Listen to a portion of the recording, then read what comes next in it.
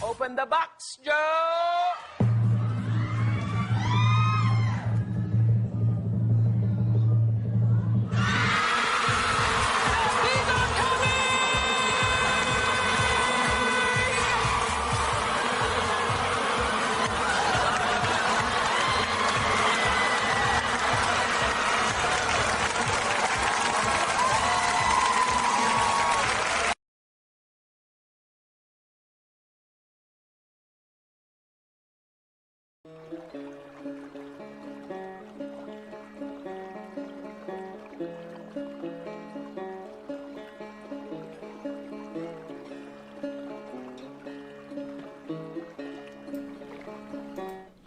All right, good morning, my beauties and bees. Welcome to another installment of Live from the Hive. Am I peeking a little bit, maybe? Pull it down just a bit, right about there. Well, yeah, that's better. Good morning. Yeah, I know, shocking, I know. No makeup this morning. I have allergies in my eyes right now, and they're super swollen. And I went out to the movies last night and watched Jaws and Friday the 13th, and Jaws and Nightmare on Elm Street on the big screen.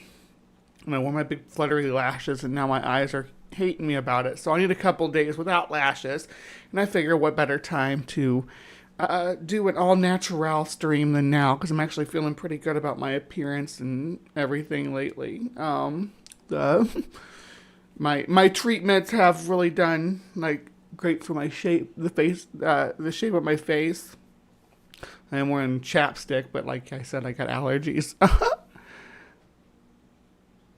Yes, good morning. And maybe a lot of people who may be newer to the channel aren't used to seeing my long, straight, sleek Morticia Addams hair. This is my natural hair. I'm a I love wearing wigs. I'll probably wear wigs till the day I die just because they're so much fun. I can have any hairstyle I want any day of the week. It's beautiful, but this is my natural hair. I could do a Morticia Addams look with like high brows. Yeah, I could probably pull that off. Maybe that's what I'll do for Halloween. I'll be Morticia. Be one of those dresses that's really skinny at the bottom. Good morning. Yeah, this is a theater here in, I don't know if they're all over the country now. I know they're in all over Texas, but they're called the Alamo Theater. It's like you watch movies and you can order drinks and they bring them to your table. It's freaking, it's pretty sweet, all things considered. So, yeah, and they have like themed drinks for each movie. They said we had like a Jaws themed drink and a Nightmare on Elm Street themed drink. So we watched both of those. There was about an hour in between where it was me and Ben, and where we just kind of hung out at the bar and just kind of puttered about. But it was a fun night. But yeah, this morning I decided to go with the all natural look. So again, like I say, it's take me as I am. I think I'm looking pretty damn good. This is no makeup. No makeup at all. Unless you count chapstick, which I'm going to be lathering on very thickly throughout the stream because my allergies, I don't know if it's the time of year or what, but my eyes are watery and I've been waking up with gooey eyes and drippy nose. Been coughing and sneezing. Just not having a good time. But that's no reason to not sit here and talk to y'all about cool stuff that we talk about every week. So I'm going to do the show. Y'all just going to see me doing the show like this. And if I start to get a headache, I may throw on some sunglasses. I don't know which ones I'll put on, but these go with my vampire hair. Right? And put these ones on. And be like, all right. I look like a 70s DJ, though. I don't look like a vampire because the red doesn't really show up very well in this lighting. Look like I'm trying to be Hyde from that 70s show. Good morning. Yeah, let me say good morning to everybody. We've got people trickling in, but we got Sandy was first this morning. Good morning, Sandy. Ember celebrating that it's time for Live from the Hive. Then we had Bugbot popped up. Dave is here, Captive Desk, doing some roofing but listening. Sumami says good morning. Fox says, hey folks. Hell's Bell says, a morning, my sexy lady. Good morning, sexy lady. Other Dave, simply secular Dave. I don't want to call you Other Dave. That would imply that the other one's superior in some way or whatever. But all Daves are created equal in my book. Good morning, Hive and human friends and others. Good morning. All right. Let's get this show on the road. So it is time to look at the polls. So we're going to go over to the polls. This will take me just a second here. So,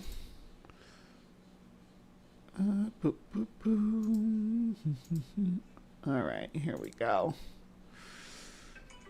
Oh, and there's the alarm to say it's time to go to polls. All right, here we are. All right. I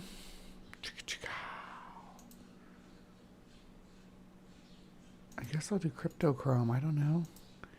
It sounds fine to me. I named this shit and I'm like, what is this? Yeah. Where even is? There we go. All right. Good grief. That took way too long. Way too long for me to get that sorted out. I want to resize this because it doesn't need to be so small. You don't need to see all the selections and stuff over there, and you don't need to see the bars on the top. Just stop. All right. So, caution, there's a bear in the area. On the our weekend weird, which is what we're going to get into after Cryptic Corner. The polls are the first thing we do now on the show. So we are going to be looking at, as you can see, the way things unwrapped. We have Entombed Animals, Snake Charming 101, Tarantism, and the Ectoplasmic episodes, which is what won. So we're going to look at ectoplasm later in the show. But for Cryptic Corner, Big Muddy Monster didn't get any votes this week. None. Like goose egg. Nobody wants to see this guy. I don't know why. He's big, he's muddy, he's a monster.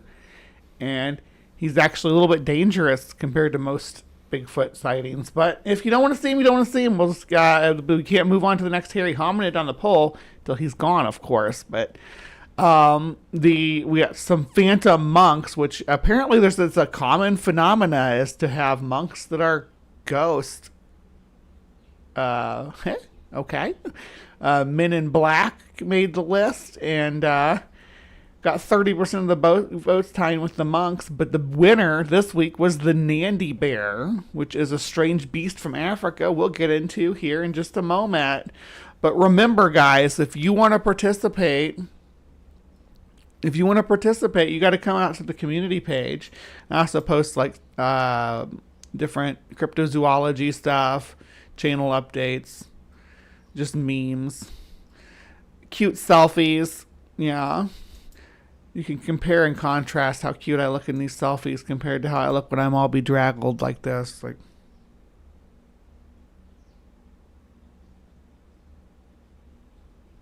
what a difference the makeup makes. And a direct lighting, I guess, because the lighting's kind of off in here. But anyway, yeah. So come hang out and vote on our polls. Read our scripture. Look now, Behemoth, which I made along with you. He eats grass like an ox. See now, his strength is in his hips, and his power is in his stomach muscles. He moves his tail like a cedar.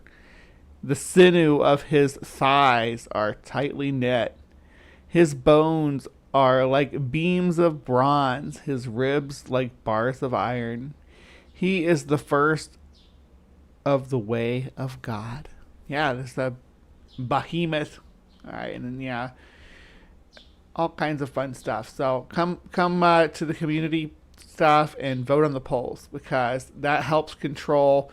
Sometimes we get a few. Usually we get a few dozen. Yeah, 17, 20 votes, something like that. But a couple weeks ago, or last week, we got 300 votes on this one, and they're all for this. They were all for this Japanese ghost. So sometimes the polls go all wild. All right, so. Enough preamble. I'm going to jump right over and get into Cryptic Corner. So, yeah. I will see you guys over there.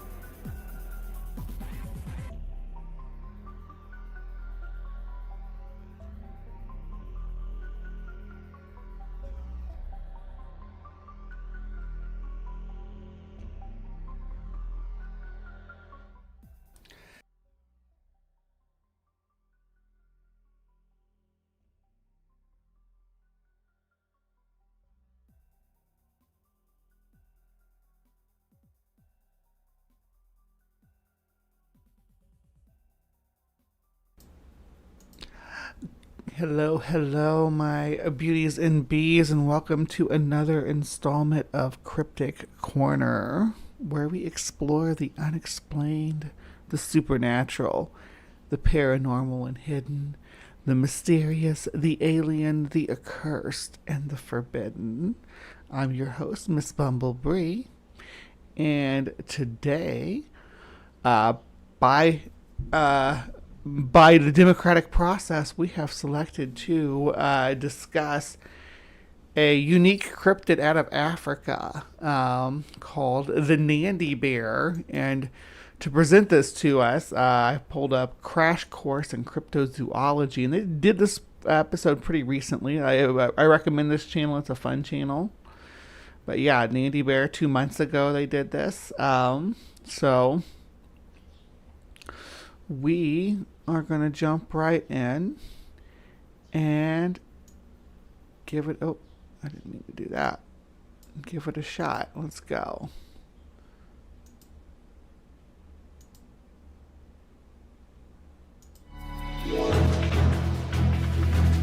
This intro... Maybe I will keep it muted for this intro. This intro reminds me of like old PC games that they used to have. They're like they called them like Wolfenstein clones or Doom clones, but where you just like wander around 3D hallways and there's just stuff. But sometimes there's enemies and you can shoot and stuff. But sometimes you just wander around and there's just stuff. But very 90s. Love it. All right, unmuted. The Schindler Nandi bear track. Hi, and welcome to Crash Course Cryptozoology. In the early to mid 20th century, a strange mystery began to unfold in western Kenya and Africa, specifically in what is now known as Nandi County, named for the local Nandi people who inhabit the area. The name of the Nandi people is also applied to this mystery animal reported from the region during this time period, which became known as the Nandi bear. For those unfamiliar with the general gist of the story, the Nandi bear had been referenced as a mystery animal in Kenya at least as early as 1911, and some sources even state 1910. The earliest archived writings on the Nandi bear appear in the Journal of the East Africa and Uganda Natural History Society, in the 1911 edition. The Nandi bear in that writing is described as a large, four-legged mammal of some kind that resembles a bear or hyena. I, too, am a large... Oh, hold on, it's peeking again. Pull that down a little bit.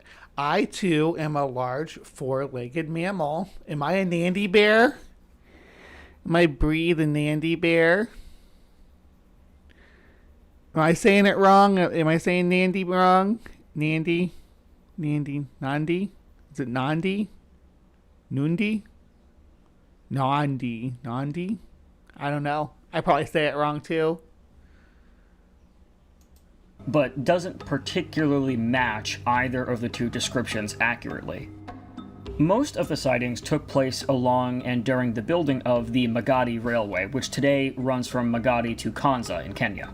The railway was constructed during the early to mid-1910s, and both locals and British employees who had been deployed to Kenya for this project reported seeing or finding sign of these strange animals that had not yet been documented. This is just a general overview. I mean, I have four limbs though, Ember. There are sexual undertones in the whole xenomorph design. It's all parts of it are sex organs, right? There are phallic symbols and vaginal symbols and things like that. Vulvic symbols, is that the proper word? To both sides of it. So Geiger's a wild a wild artist. He's builds a whole world out of phalluses and vagines. Bobs and vagines. Yeah.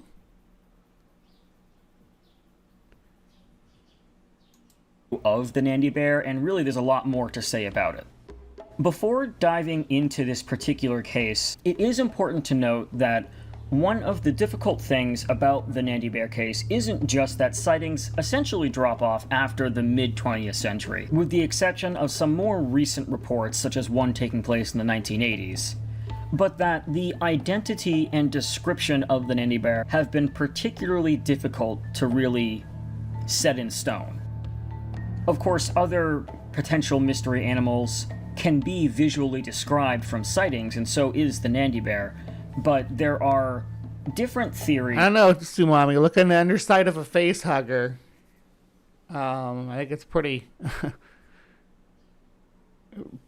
yeah. I don't know if that's a real word. I just made it up. Volvic. On what those sightings point to for a specific kind of animal. Of course, there's the African bear theory, which is where the Nandi bear also derives part of its name. But there are also theories about oversized hyenas and even types of baboons that may not yet be known to science. This video is not necessarily about those theories, but they are important to the Nandi bear case being discussed in the video. In or around 1913, a worker on the Magai... So, the Nandi bear is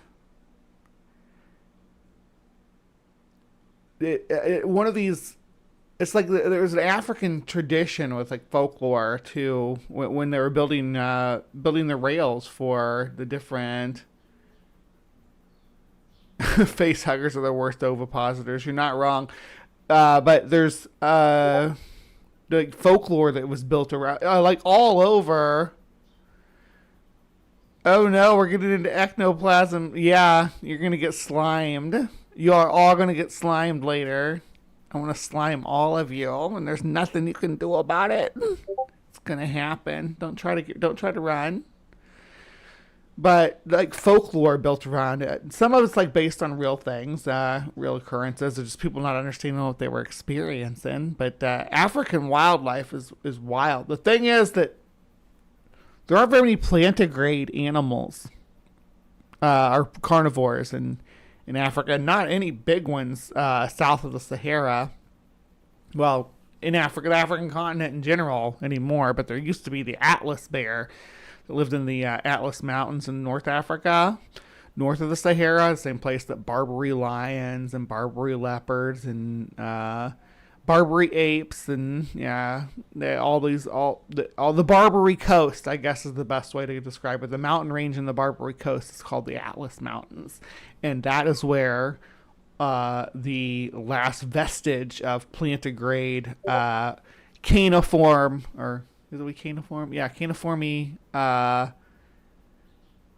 carnivores held out, and then now there's like none. So the biggest plantigrade carnivore in Africa is the honey badger, the rattle. They're big. They're just not that big. The railway discovered and documented tracks he had found that locals attributed to the Nandi bear, or what is in their dialect the chemosit.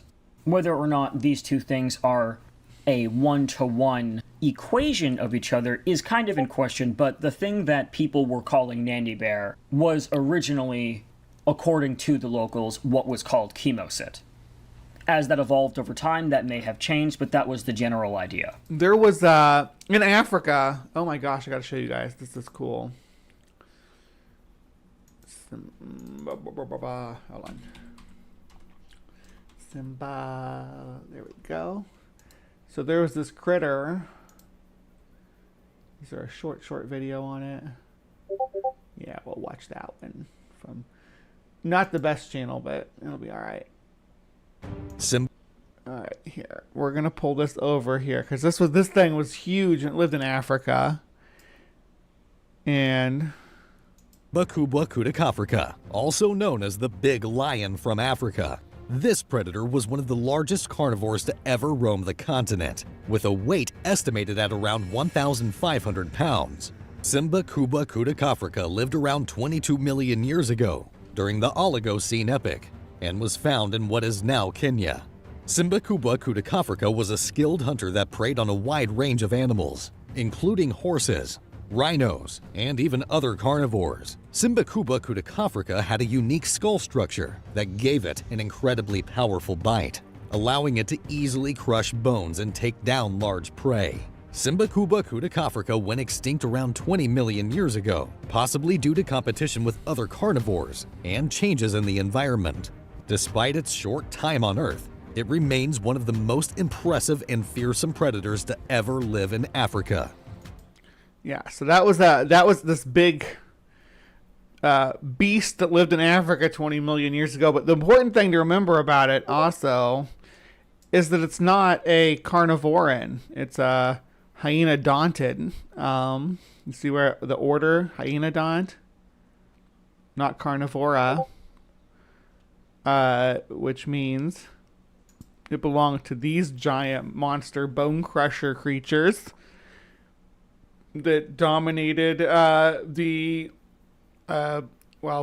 mostly the early Paleocene, but well into the Miocene, which is pretty impressive. And Cymbocuba was one of the later ones too in the Miocene. These guys were huge, and they were plantigrade, but they were not carnivorans.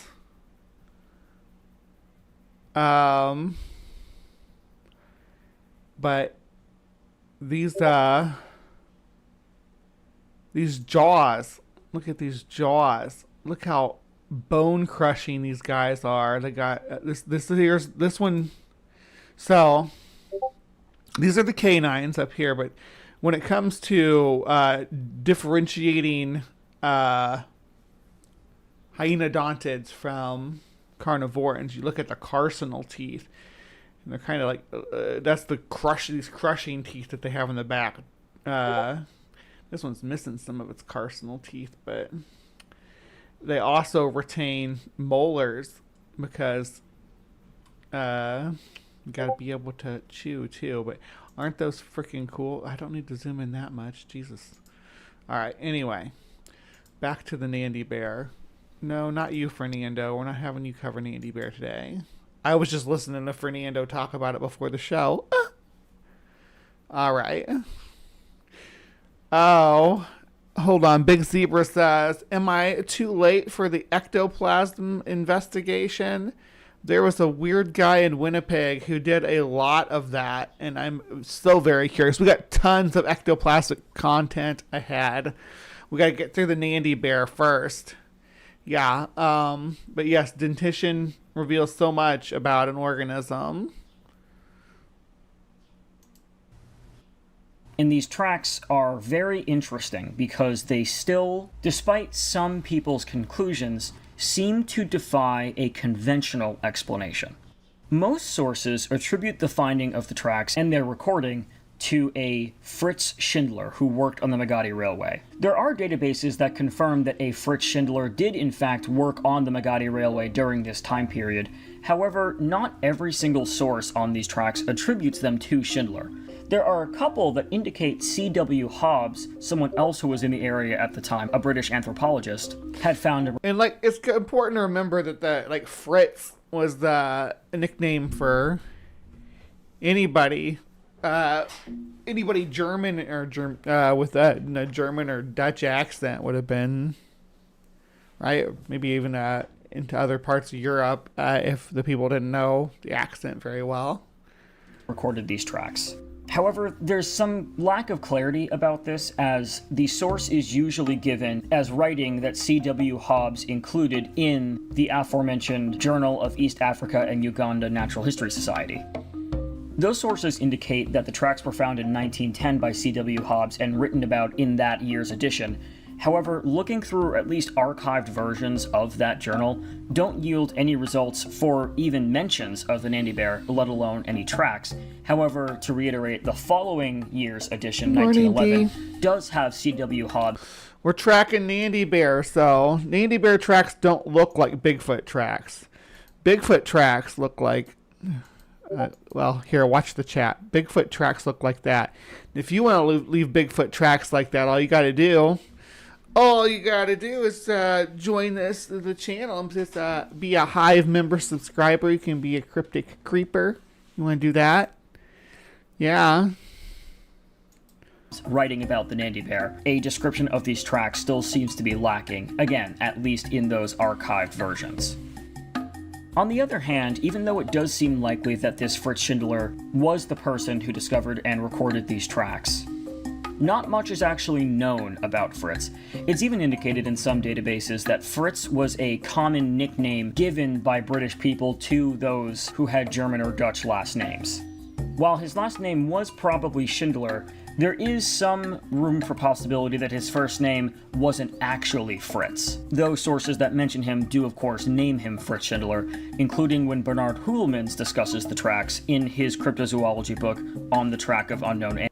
So, this is the godfather of cryptozoology, Bernard Heuvelman. For the uninitiated, he kind of coined, well, he coined the term cryptozoology. Along with Ivan T. Sanderson, they established the field of research and wrote many books on it. As you can see, in the early days, it wasn't all Bigfoot and sea monsters. It was animals that were mysterious, that weren't well understood, or that weren't confirmed yet by science to exist. Even like people in the southern hemisphere knew about a lot of these animals and organisms that science of the west of Europe and didn't know much about yet, but they people that lived there knew they existed. Right? And parsing those from the folk traditions of the peoples in those regions. It's like I was talking about when I did an interview. I did an interview with Hell's Bells recently. Yeah, I should go check that out.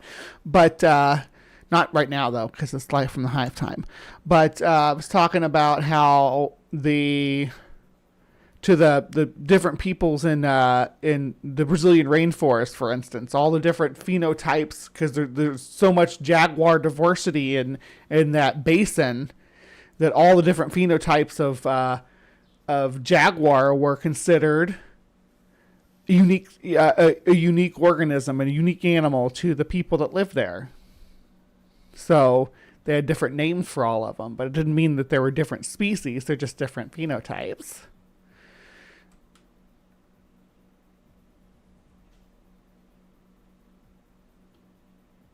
Tsunami. Yeah, I need ectoplasm jokes, but let's do the ectoplasm jokes during the ectoplasm segment. You can make bear jokes. If you all are having difficulty making bear jokes, I'm sort of disappointed in you. As queer as my community is, come on, some bear jokes are easy picking. And African bear jokes, oh yeah. Bring me the African bear jokes. Give me them Nandi bear daddy jokes. Animals. Naming and some of the more clarity lacking points aside, what is interesting about these tracks? Bernard Heuvelmans, who is often considered the father of cryptozoology, himself was skeptical of these tracks, remarking that they appear to be two Rattel prints superimposed upon each other. Rattel is another name for the African honey badger. On almost we stand the African honey badger in this chat too. So, like, I wish that there was a member of the mustelid family that was bigger, like pantherine size, just to know it existed. The biggest honey badgers are pretty big. They're up there with the biggest. So wolverines are huge. Outside of otters, wolverines are the biggest mustelids, but they're nowhere near panther size, unless you say like a clouded leopard size, which yeah, they are. They're about the size of a clouded leopard. But it would be cool to have the Nandi bear turn out to be a giant mustelid, a giant honey badger. Now, the sea otters are the biggest, right? Sea otters are huge, but that's because sea otters are like people size, but like small people, not big chunky Americans like most of us, but like most of the world's not that big though. Most the average weight of a adult human is not as high as it might seem when you're in Texas. Every front, Hoogelmans had a really solid point of analysis here. Honey badgers, of course, are extremely anatomically similar to other badgers found around the world, and looking at... No, they're not. They're not even that closely related to other badgers you see around the world. Well, I mean, other than the fact that they're all mustelids, some badgers are closely related to each other or to like the European badger and the North American badger. They're related, but distantly. But this guy's even more distantly related. This guy, rattles, I believe, are more closely related to like martins than they are to. How big are badgers? Like which badgers? Honey badgers? Let me see if I can find a picture of someone holding a honey badger.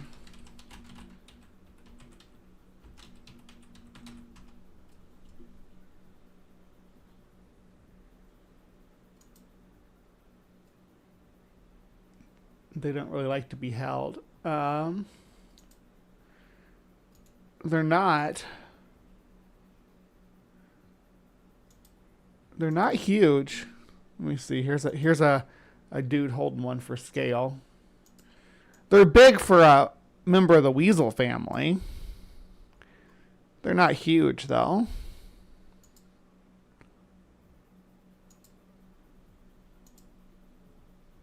Photos that I was able to track down of Eurasian badger prints that are superimposed over each other, i.e. the hind print and the foreprint overlap, the shape is almost exactly right.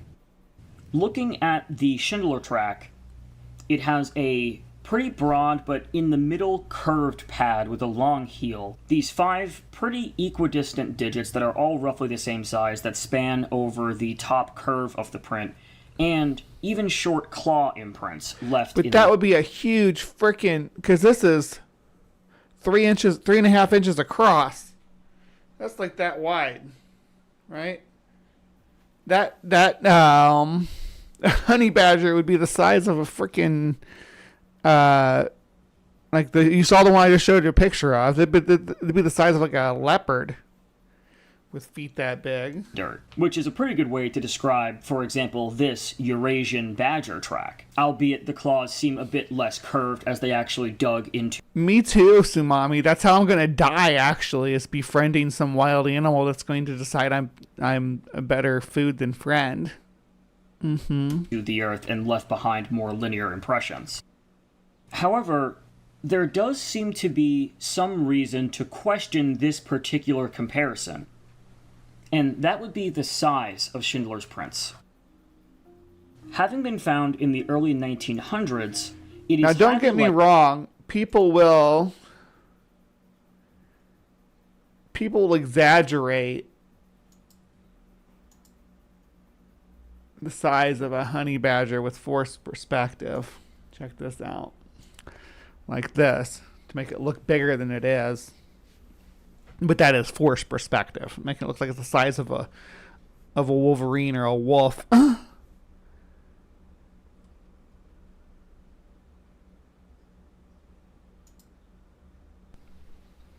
I said no, Fernando. Stop. Likely that Schindler, who was at the very least employed by a British company, was using what was called the Imperial British System of Measurement. Schindler included measurements in his initial illustration of the track, which is recreated by Hoogelmans in On the Track of Unknown Animals, and appears to indicate... Do not put any animal in a trebuchet. No. Just don't. That the length of the pad of the foot is about 5.5 inches, while the width is more like 3.5. The thing about the British imperial system which was, again, the case in Britain before they adopted the metric system in the latter half of the 20th century, is that there were measurements smaller than inches, but they were not centimeters, and they were divided differently. They were divided in such a way that the measurement below inches, known as a barleycorn, was about 1/3 of an inch, meaning that if, for whatever reason, Schindler had been deciding to So there were three measure... barleycorns in an inch? Okay. I think dividing inches into quarters are all right. Pumpkins and watermelons go in trebuchets. Yeah, but they're not aminals. A chubby demon child kitty who wants to destroy everything. Oh, you're going to put... Well, if Baby Cakes willingly gets into the trebuchet and she wants to cause maximum destruction wherever she lands, then I consent to that, okay? I'm not telling Baby Cake how to live her life. If she likes to fly through the air and land on people claws first, that's her prerogative. This print in terms smaller than inches, so likely in barleycorns. He probably wouldn't have written 3 barleycorns or 5 barleycorns. He probably would have written 1 inch or 1 inch and 2 barleycorns.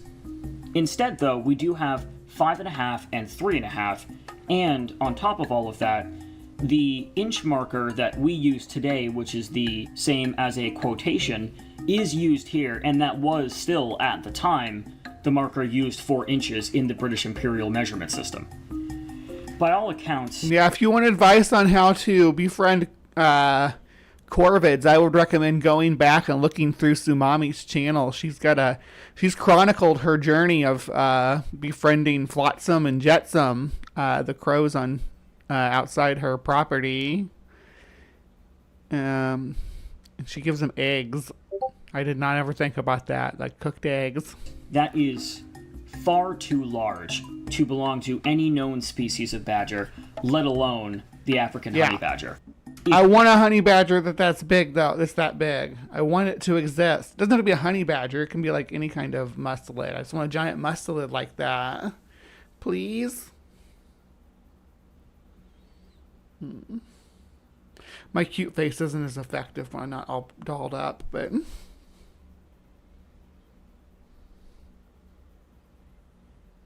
If we were to size up a badger so that a flat paw placed on the ground was as large as that print, keeping in mind the idea that the prints are superimposed, meaning that only half of each foot is registered, equaling about the same size as one regular foot.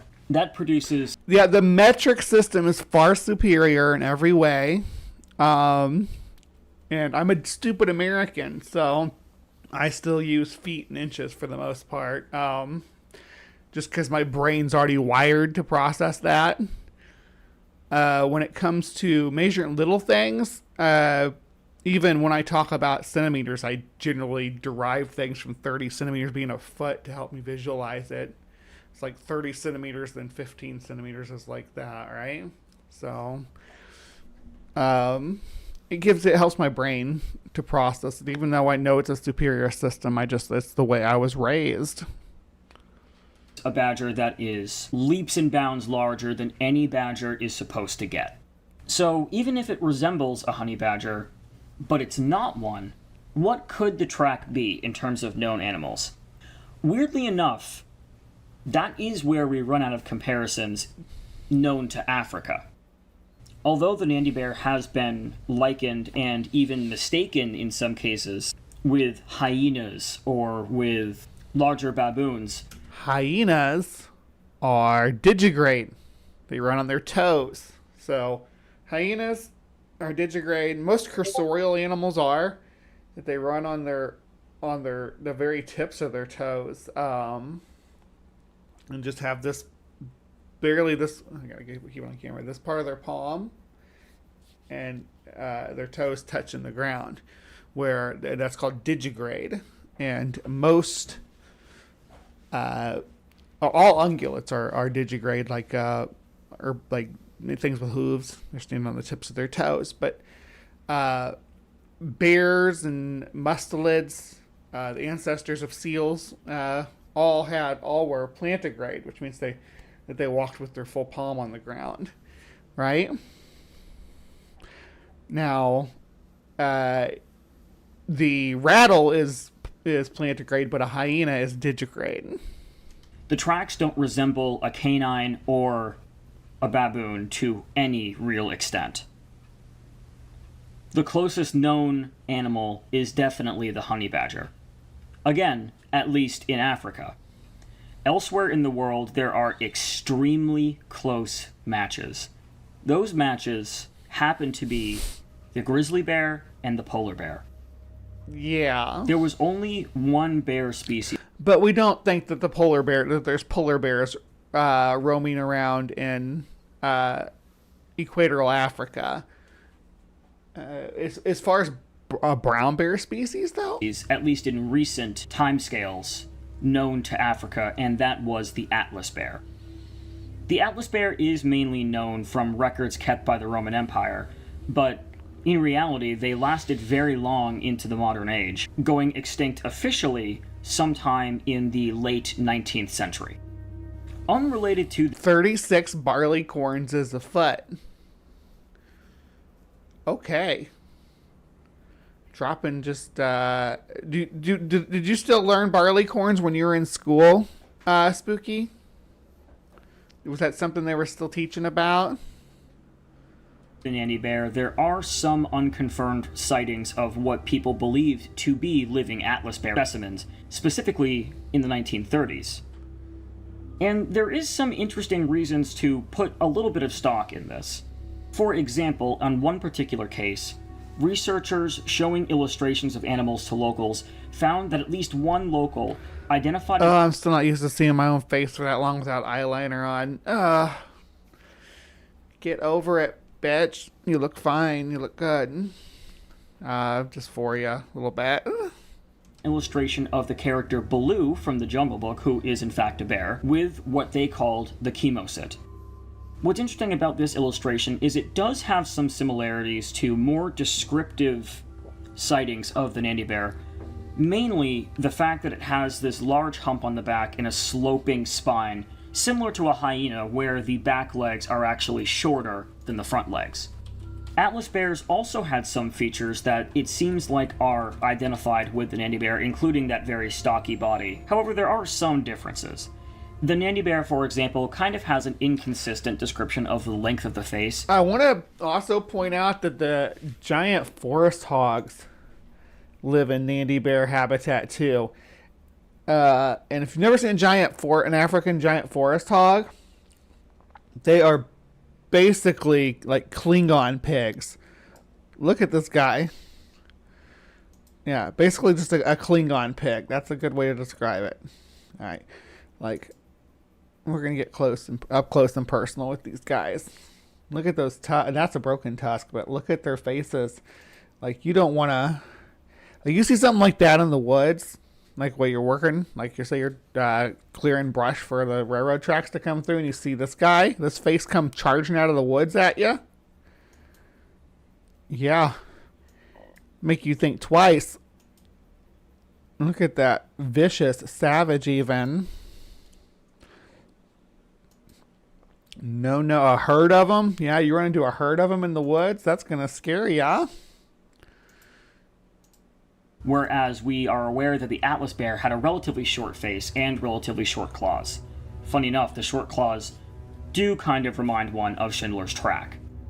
So, there are some differences between what we know of the Atlas bear and what we suspect of the Nandi bear, or at least what is described often of the Nandi bear. It doesn't seem like anything non-Ursine can comfortably account for Schindler's Track, if the track is, of course, accurately recorded. If that is the case... Love you, Aunt Jer. You're a sweetheart.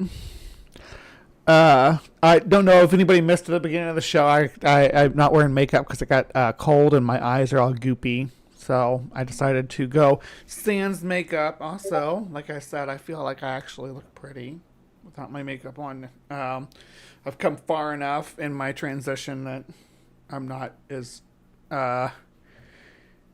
is bothered by it, but when I catch myself at certain angles and things like that, it bothers me. I'm just like the rest of the world. There's stuff about my appearance that I would change if I could.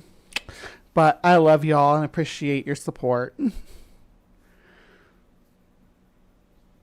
Yeah, Dr. Kip, where are you? Why are we Kipless? Kipless in the Hive. What can we tell about the bear, or at least about the animal that made this track? If it is a bear, there's a few things that we can tell. I am doing the Pamela Anderson thing, yes, but mostly because I'm sick and sinusy. Which means my face is also extra poofy underneath because my sinuses are swelled up under my eyes right here, and on the sides of my nose right here. These feel like they're swelled up. I don't know if you can see it or not, but they feel like they are. One is that if it does have some anatomical and proportional similarity with other known bears, this appeared to be a relatively smaller specimen. Maybe that means that it was juvenile. Maybe it means that these specimens don't grow very large. It's simple. Bears are an excellent example of what they call Bergman's rule, which is more of a guideline. But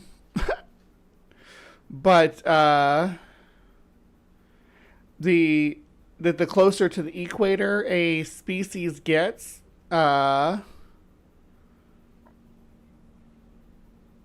it gets smaller in body size, right? Which makes sense because you're talking, well, at least with mammals, because you're talking about heat retention. Large bodies hold heat a lot better. That's why things get bigger. Get bigger up towards the poles. That's why things get bigger in the ocean too, like whales, because they need that blubber. And bears do that too. The further north you go, the larger the bears. You got polar bears, which are huge monster mammoth bears in the north, and then brown bears and grizzly bears, and other brown bear species are in the north all the way down through the temperate zones, but the subspecies get smaller the further south you go. And then in the more temperate forest, you get more black bears. But you get down into the south, you'll run into sun bears, which when you get close to the equator, they're the equatorial bears. And they're just little guys. They're just little bitty guys. They're about... the adults do get bigger, but can get pretty big. But when it comes to bears, they're tiny. Sun bears are just tiny. They're I'm trying to think of a good comparison. They're smaller than a panda. What's something close to the size of a sun bear? A wombat, maybe. But some people don't really know how big a wombat is either. Let me just get a picture of somebody holding a sun bear.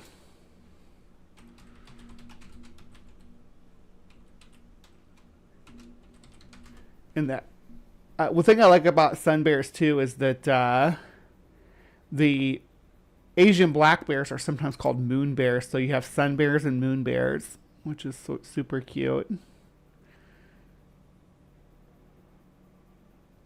The sun bear is the one that was on that video that everybody was freaking out about, saying that it was a person in a suit. But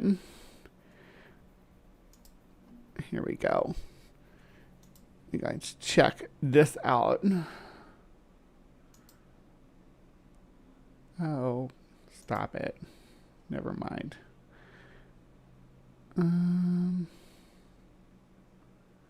That's a cub. There's a good picture of this guy sitting with one on a spread out and measuring it and everything. Security check required is the bullshit that it's giving me, though, which is weird. Oh well, I'll just pull it over like this. Y'all can see what it. Yeah, that's an average size sun bear. Not huge, not big. They can get. Here's a good example of a fairly large sun bear right here.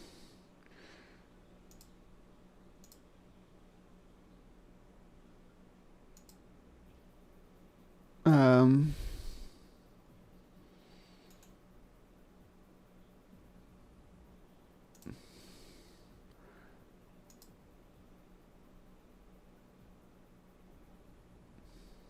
look at this one. So cute. So I guess a large dog is a good comparison. So tropical, the point is tropical bears would be smaller, just in general. That this is a small specimen of a larger animal than something like a badger that has grown close to 5 times what it's supposed to get to. Even with this smaller size, though, there are other clues about the body that this print might be telling us if it is a bear. The particularly wide and rectangular shape of the paw, for example, is something that we see in bears that attain certain muscular proportions. In particular, this adaptation appears to be present in bears that have high shoulders. Have you held a sun bear, Big Zebra? Don't you hold back on me. If you've held a sun bear, you have to tell me. Yeah, there's no bear that you want to cuddle with, like for real. There's a bear that you want to cuddle with. Every bear you want to cuddle with, but there's no bear that you want to cuddle with. Even a panda will wreck you. Like, you ever watch the videos of the people who get into the panda cage because they think pandas are living teddy bears and they get mauled? The good thing is the pandas usually go for the legs, so they rarely kill anybody. But yeah, a panda will wrap itself around your leg, sink its claws and teeth into your leg, and just. And if it's a big panda, it may bite into your hip or your butt too, or a really big one might even grab a hold of you straight on. But. Or haunch muscles. The Nandi bear, of course, was consistently described as having those large sets of haunches. So big dog is like a perfect, big dog is the perfect comparison. Then big zebra, a sun bear, the smallest bear, is as big as a big dog. And it does seem like this track, comparing it to other bear tracks, is consistent with an adaptation to account for those muscular proportions, especially if they're drastic, like in the Nandi bear, where the back even slopes smaller than the shoulders. As far as can be told, if the measurements are... The shoulder hump thing is a very brown bear characteristic, right?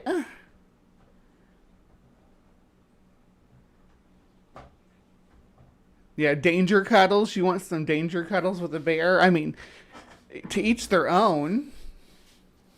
I often talk about that I should be eaten by a great white shark should be how I die.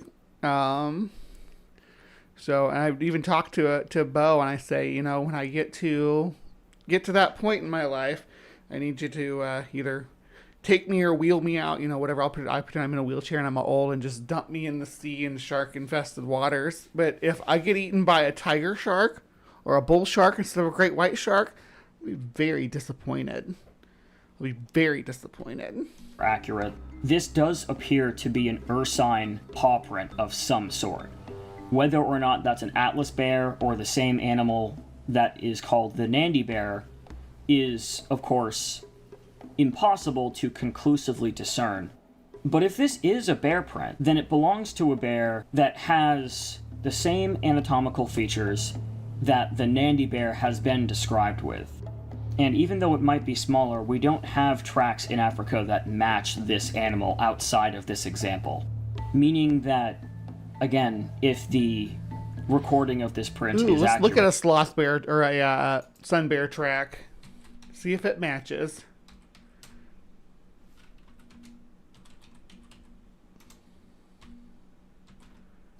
Let's do it. Because somebody could release a sun bear into Africa. It'd be a lot more reasonable than someone releasing a grizzly bear. I don't think a grizzly bear would thrive very well in Africa, to be frank. But there's artistic represent. Okay, here we go. That's a brown bear track.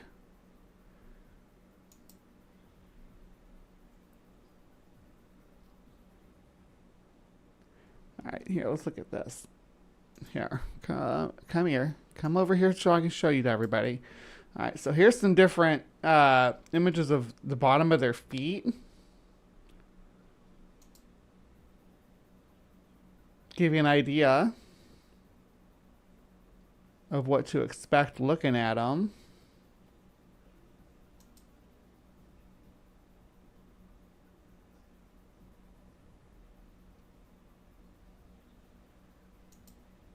So someone could purchase these, right? Someone can purchase the literal the bottom of a bear's foot and make bear tracks anywhere they want. So it's important to keep that shit in mind too. This isn't expensive either. It's like you're talking taxidermy money, but not too bad. I guess this is actually supposed to be.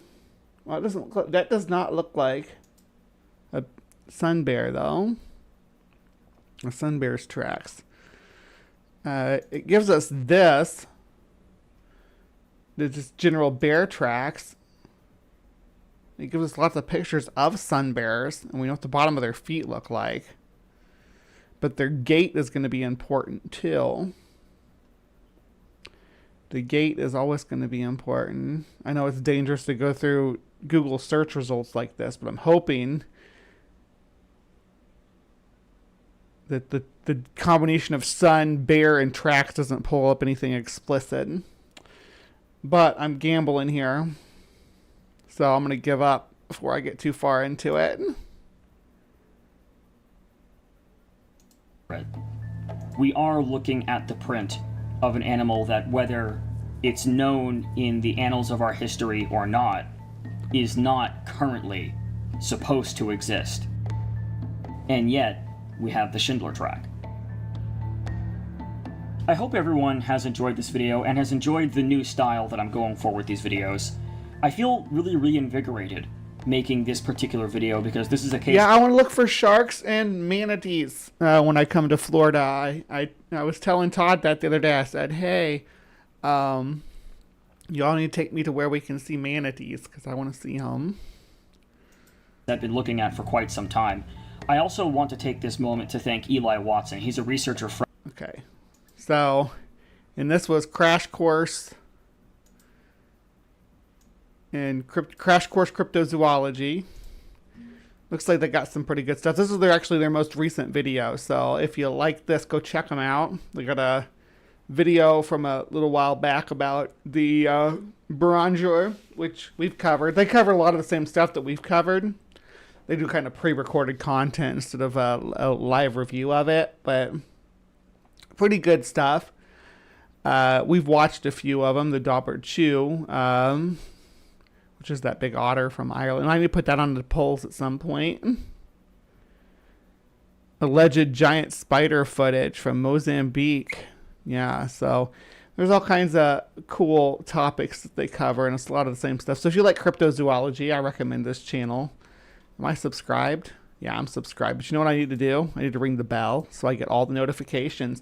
And I recommend that you go subscribe to this channel too. All right, so how long is Fernando's rant about this? Hello everybody, this is Fernando 23 for the minutes. latest Cryptids and Monsters video. Another video based on your suggestions here. This time having to do with a monster that's located so here's what I'm going to do. And has a very notorious reputation. We have about apparently when it comes to this. We have about 10 more minutes left for CrypticCorner. I want to speed him up. This particular cryptid, it's essentially what their Loch Ness monster is, what their version of a Sasquatch is, called the Nandi bear, which according to all the information that I looked up that I'm about to present to you here, it's still kind of hard to discern exactly what it is. And you'll know what I mean about this in a few minutes when I go over possible explanations as far as what the Nandi bear is exactly. So as far as the Nandi bear, the history tied to it, here's what it is. It's a particular monster that's found in Africa, particularly in the east area. I did get to ride an elephant too. I rode an elephant at the circus. I rode a camel at the circus. I held a lion cub or tiger cub. I can't remember. Got my picture taken with a monkey that had its teeth removed. Yeah, people. There's still those traveling zoo things that go around that have like, they'll have like a leopard in a kennel, like a dog kennel. And they'll be like, yeah, come see the animals. Pay $5 to come see the animals, poor creatures. Of Kenya. And the reason why it's called the Nandi bear is because there's a tribe there called the Nandi tribe. They were the ones that have discovered this particular monster, and they're the ones that frequently cite its visits. So just through basic association, that's where it's called the Nandi bear. Although the cryptid slash monster here has several other names, another name that it gets is called the carrot bear, K-E-R-I-T. Others call it the Pocomo. Another tribe calls it the Gallupo. The carrot bear, huh? Maybe because it's golden colored. And if it's golden colored, maybe it's the Nemean lion. Could be the Nemean lion. So it all depends on the type of tribes that are coming across it and the base and the various names that they've come up with for this particular monster. It's very unique because one thing that's tied to this monster is that there's nothing tied to it. There's nothing that is concrete. Various tribes and various encounters all have different variations of the encounters, including how it looks like, how it acts, what it does, its name. Are there parrots there that I want to go to a bar with the parrots that cuss, like like at a zoo or something, where they put all the parrots that cuss, and maybe monkeys too, around a bar where you sit there and drink and just interact with the parrots. Just talk to them and stuff. Like an adult petting zoo with drinks. Would you all come to that if I opened up an adult petting zoo? Now, obviously, the parrots wouldn't be for petting. You just talk to them. But we could have, like, skinks, like blue-tongued skinks, like friendly lizards, maybe hedgehogs and stuff like that. Just, like, and, like, stuff that could, like, sit on a table in front of you, not so much that you have to hold. That you can, like, have in, like, a thing in front of you, maybe tortoises. And you get like a little box of treats to give it, and you sit there and you have drinks. An adult petting zoo, like, yeah, and you'll drink your drink, and you'll have, you know, a little hedgehog or a ferret or something on the table in front of you, or a tortoise, and you can feed it little pellets of food or leaves or whatever. Oh, adult petting zoo has some connotations. You're not wrong. But you don't want to do that with the animals. The monkeys that steal your food. What we'll do is we won't have a whole bunch of monkeys. We'll just get a couple of monkeys, right? And we'll train them to go grab the tips off the bar and put them in a jar, and they'll get a treat for it. Right? So people will be incentivized to tip the monkeys.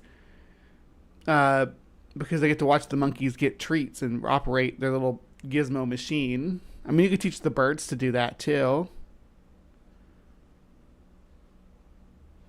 Yeah, lemurs are awesome. It sounds like we're going over to Breeze and she has pets. I wish I had pets. I only have one pet now. It's a little spider named Carolina. She's a sweetie. She's been with me for a long time, but that's the only pet I have right now.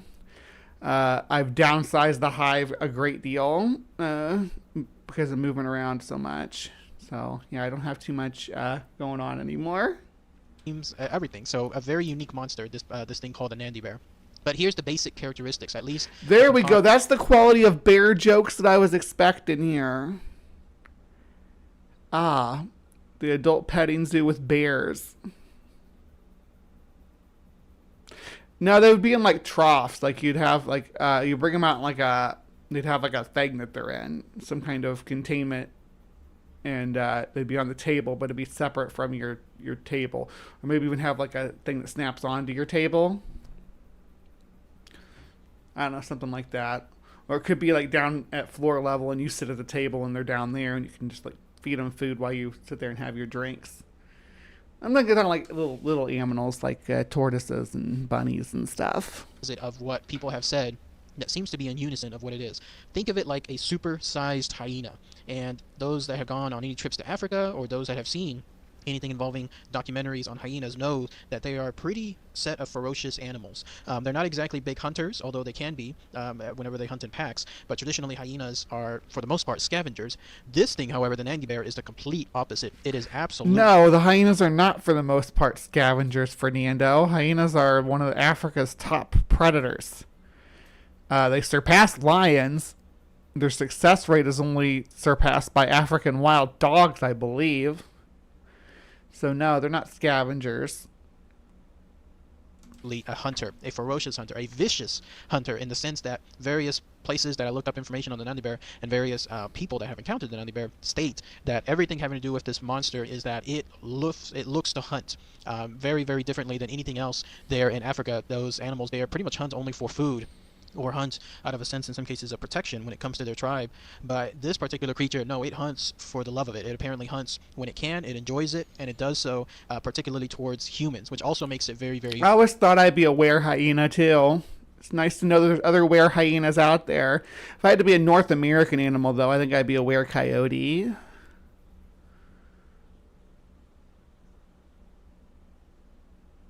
Yeah, zebra, big zebra... that's understandable. Your people have long been oppressed by hyenas, crocs, and lions. Why do you give the African wild dogs a pass, though? They drag you all down, too. Yeah. I think I'd be a were hyena, definitely. Don't make me bite you. unique, because any animals that have been known to hunt humans there in Africa, it's been said that the only reason they're doing so is because they themselves are being attacked by the humans, and so they're wanting to make sure that there's this threat is stopped. And apparently also the animals that are debilitated or near death, they tend to hunt humans because humans sometimes are the easiest prey, depending. I may be mistaken about this, Sumami, but I believe, yeah, the African wild dogs, the painted dogs, are the most successful carnivore and predator. Like, they have the most success rate of any carnivore and predator. Yeah, I remember the were hyenas from the Croquetta from the first few, like the third episode of Buffy. Xander became one of them. Got possessed by it. They got brought the hyenas in from Africa or whatever, and they were quarantined. Yeah, I remember that episode. They had were hyenas before they had werewolves. On circumstances, as opposed to, let's say, trying to hunt a gazelle, something that is running really, really fast and will just elude the animal. No, in those cases, then that's when they turn to hunting humans. Yeah, but a house cat is kind of an artificial species, though. I mean, to an extent. House cats are really good hunters, though. Like, exceptional hunters. The way they proliferate is the biggest success for the house cat, though. Way more successful than any other mammal in that regards, besides maybe humans. Not so with this particular Nandi bear. It is said to pretty much only attack humans for one unique feature. It loves human brains. I know, as crazy as it sounds, but like let's say your average monster of the week in sci-fi. No, it loves human brains, and that's why it hunts them, particularly children and natives from nearby villages. Now, as far as the description of the Nandi bear, again, think of it like a super... Yeah, I don't know. I guess domestic animals, they're like with things we made artificially. Like, because, before we domesticated cats, right? They were pretty, like the species of cat that became the domestic cat, they were pretty well isolated in Africa and the Middle East, right? That species was.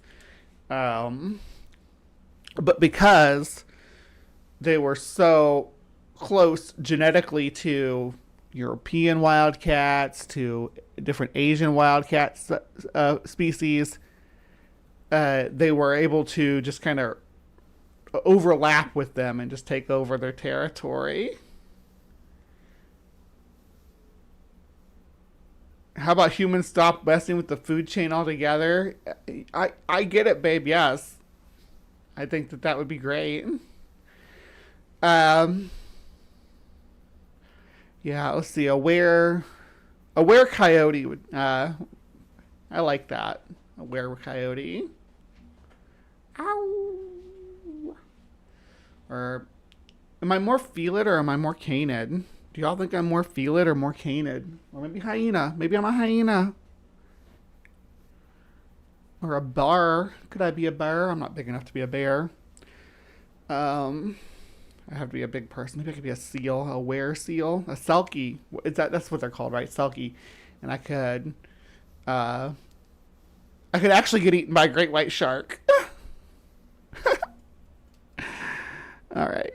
Oh man, what an off-topic episode this was. Like, I went all over the place. But that was the Nandi bear, an African cryptid. Is it a bear? Is it a giant mustelid? Is it a weird hyena? Is it Simba Kubwa, a giant hyenodont holdover from the Miocene?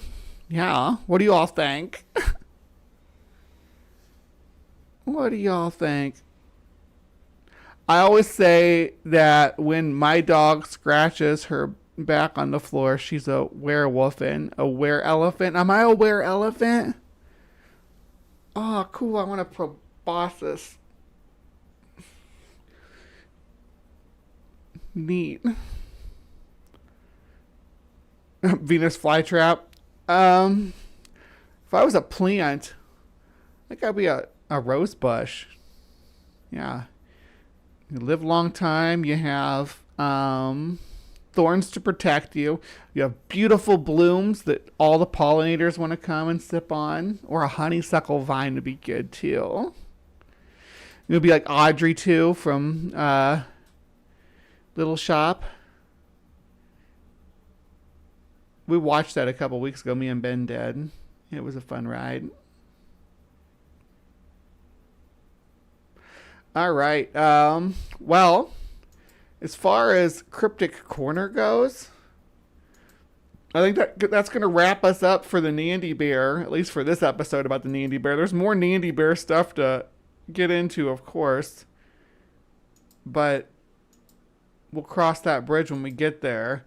The next thing we need to do is remind you all to vote on the polls, because you get to decide what we cover, what topic we cover, what subject we delve into when we do Cryptic Corner next week. These polls will generally be up usually by Sunday. Sometimes when I'm out of town, they don't go up until later in the week. But Sunday or Monday is generally I get them up. Sometimes I get them up the same day. Sometimes I get them up within a couple hours after I finish streaming. So make sure you participate in the polls so you can decide what we cover next. 3 of these will be back on the menu. The Men in Black, not the Men in Black, the Will Smith thing with like from the 90s. Now this is like the real folklore about the Men in Black from the 60s, or MIBs as they were often called. Big Muddy will be back on the list. Big Muddy Buddy. So if you like Bigfoots and hairy hominids, there's your guy. And we'll have phantom monks, which are ghostly monks. It's some strange phenomena. I don't know why monks want to be ghost all the time. So yeah, go vote on the polls. But as far as the Nandi Bear, I will call this case closed. Yeah. For now, anyway, we'll reopen it next time we look at a piece of evidence for Nandi Bear. Okay, please remember to be kind, take care, and we will see you next time. Oh, my eyes are starting to get sore. Thank you all for sticking with me. That's just the end of the first segment. Don't go. Don't go. As the Bugbot warns you about what dire consequences to leaving if you go. Dire. There's more show to come, though, is what I'm trying to say. But I do want to take a bit of an intermission here while I pull myself together. I don't remember what I set up for intermissions today, so it's going to be a surprise to all of us. But I will be back in just a few minutes, and we will break into the ectoplasm. So you haven't missed the ectoplasm. If you stick around now, don't leave now, because you'll miss the ectoplasm. But I will be back. Don't leave now. Bree, come back. Okay.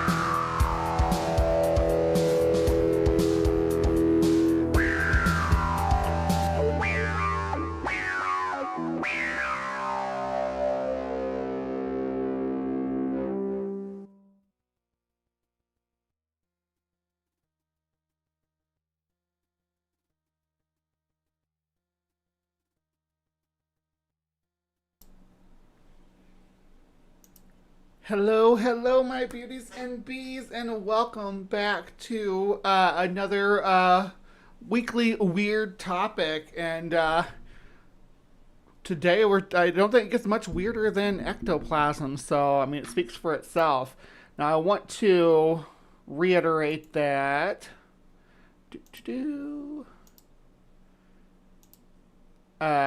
that when it comes to weird, I don't know how we can get much weirder than Bright Weird with Steve W. I don't know if there's more to it than that, but they're going to tell us what is ectoplasm. I got a few things we're going to go over on this, but first things first, let's find out what is ectoplasm. Here we go. Hello everybody and welcome to Bright Weird.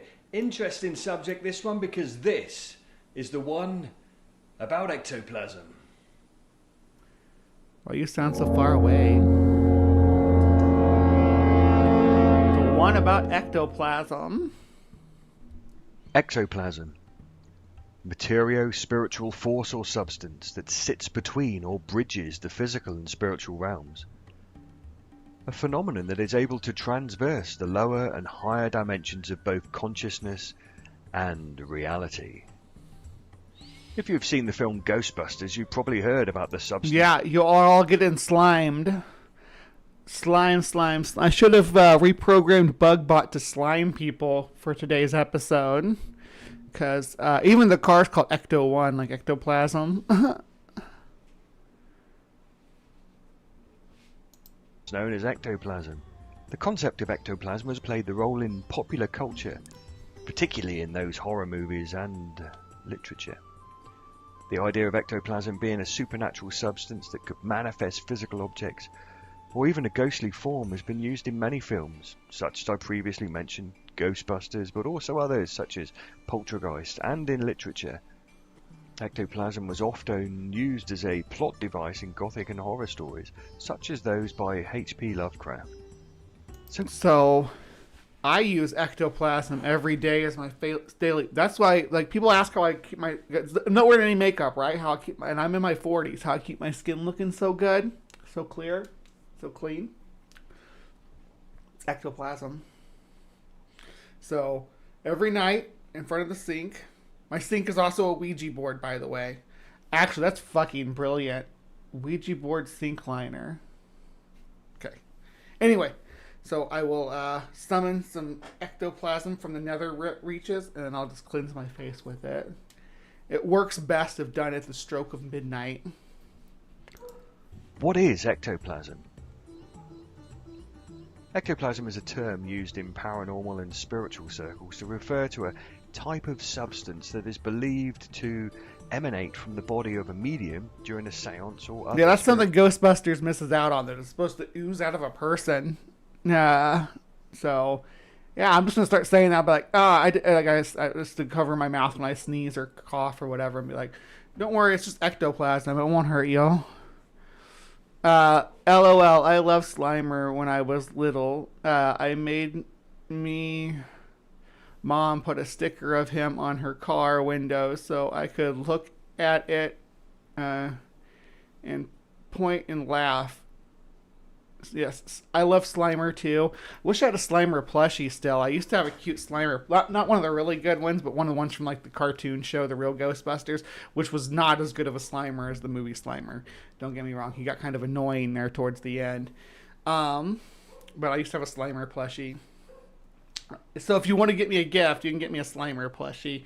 I need more plushies. I don't have enough plush in my life. I have Mothman, Bloha, Brittany the Unicorn, Rosie Maple Moth, and a Mantis. And that's it. Practice. It is said to be a physical manifestation of psychic energy. That looks like the noodle incident. Does it not look like someone just threw a pot of noodles over her head? Spiritual entities, and typically appears as a cloudy or misty substance. Ectoplasm was... So I think the idea of the ectoplasm photograph is they're long exposure photographs, right? At this time period, and you could like hold a piece of cheesecloth or something up and wave it around, like ghostly like in front of you in a dark room. And if it's white, it's really going to pop. So wave it around in front of you with this long exposure. And only do it for part of the time of the exposure so that it, some of the background bleeds through. And you'll end up with a wispy, ghosty thing in front of you. First introduced by Charles Richet, a French psychologist who coined the term in the late 19th century. The phenomenon also gained popularity during the spiritualist movement of the late 19th and early 20th centuries. Mediums claimed they could produce ectoplasm during seances as a physical manifestation Noodle incident, again. Of spiritual energy. So, how does it manifest? It is said to work thus. A seance or group form a circle, normally around a small table, and a medium or sensitive then falls into a particular state of consciousness and attempts to communicate with non-physical spiritual. We did just cover the Fox sisters, and you mentioned Aykroyd. Dan Aykroyd was part of what we covered. Dan Aykroyd and Joe Rogan. So if you missed it, go check that out. It was a funny episode. Entities. The spirit entity enters the circle and manipulates microscopic particles in the nervous systems of the group. The medium or sensitive becomes the focus of all this nervous system energy, and it builds in the medium as a spiritual capacitance and then explodes out again into the group, and then again flows back through the sitters until it again reaches the medium. This energy builds again stronger until it is able to project out as a physical force. And what are we using to detect the existence of this energy, or that it interacts with the world in any way? Usually in the form of a rod or a lever, or something able to physically react with or move a physical object. This physical manifestation of a spiritual force is ectoplasm. That string of bullshit you just laid out there was impressive and not backed by anything scientific. Oh my. Plasm, if seen, was generally described as a viscous white or colourless substance that could flow out of a medium or psychic's nose, mouth, ears, or other bodily orifices, or from cuts in the skin. Other bodily orifices. Oh my. Ectoplasm was also depicted in early photographs of mediums as a mist or cloud of material that would partially or completely envelop the medium during the seance. There have been many accounts of ectoplasm being used to produce paranormal phenomena, such as levitation, materialization of spirits, and telekinetic effects. And remember, we learned telekinesis here in the Hive just a few weeks ago. Have you all been practicing? And we practiced on the candle. We did some pyrokinesis too. But before that, we did do some telekinesis, where we were moving shit with our brains. With our brains. And the next thing on the list for us to learn how to do is snake charm. So if you want to learn how to snake charm, you got to vote for it on the polls. We're going to learn how to do it. We'll have to get a snake though if we're going to learn how to do it. All right, I'll think this through. But yeah.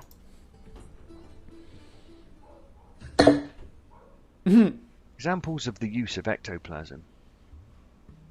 Ectoplasm is said to be drawn from the sitters and mediums and part controlled by a spiritual entity. An experienced medium may be able to manipulate ectoplasm to paint the face of a spirit, to give it form in the material realm. So, yeah, I like talking about spiritualism and shit too. It was like kind of my... Yeah, did you miss your telekinesis lessons, Jester? Let me see if I can find it.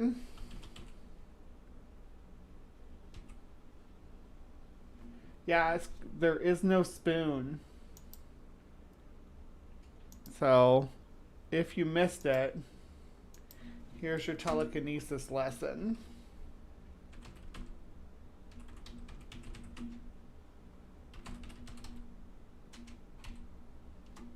But we did do pyrokinesis too. Do we need to do summoning ectoplasm as a lesson too? In a similar way to painting the face of the invisible man with makeup. Ectoplasm, as previously stated, can also be used to form rods or connectors to move things at a distance in the material world. acting through the life force of the I'm gonna medium. throw ectoplasmic rods at you. I would ectoplasmic, like Zeus's lightning bolt. And again, controlled by the spiritual entity. I'll just go out to the desert and just grab a rattlesnake and bring it home to charm for the show. One of the things that it can move is body parts of the sitters, which can be quite unnerving to the unsuspecting skeptic. And this is how it might go down. During a seance, Bob the skeptic intentionally bangs the table and smiles. We are Bob. We are Team Bob. And the whole group look at him with disdain. However, if the table bumps and all of the sitters look at Bob and say, "Was that you again, Bob?" and Bob looks back at them terrified and says, "Yes," then that was probably an ectoplasmic force being controlled by the spirit, not particularly impressed with the presence of Bob the skeptic. It's all real. Yeah, this a very anti-skeptic on this channel apparently. Well, sir, got unfortunate news for you. And it's all in your head.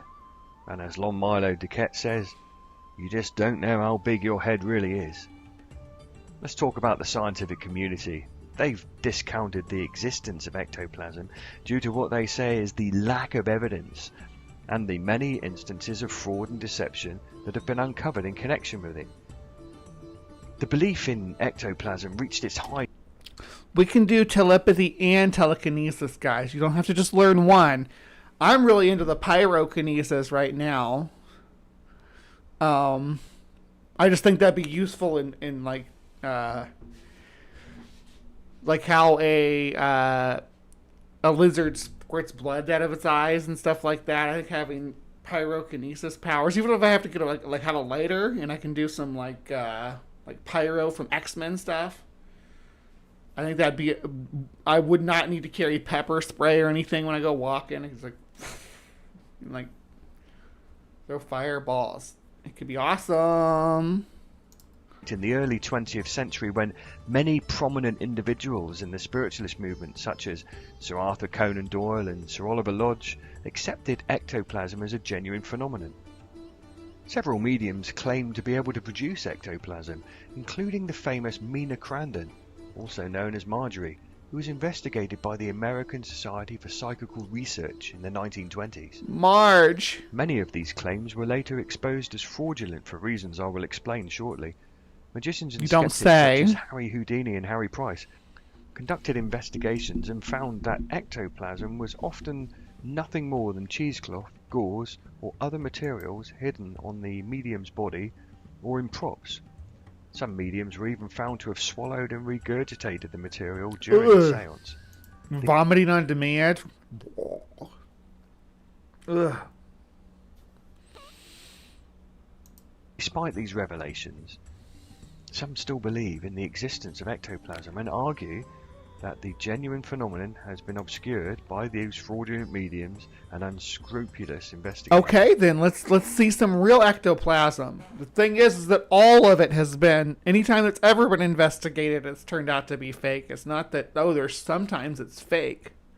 It's always turned out to be fake. That's the problem.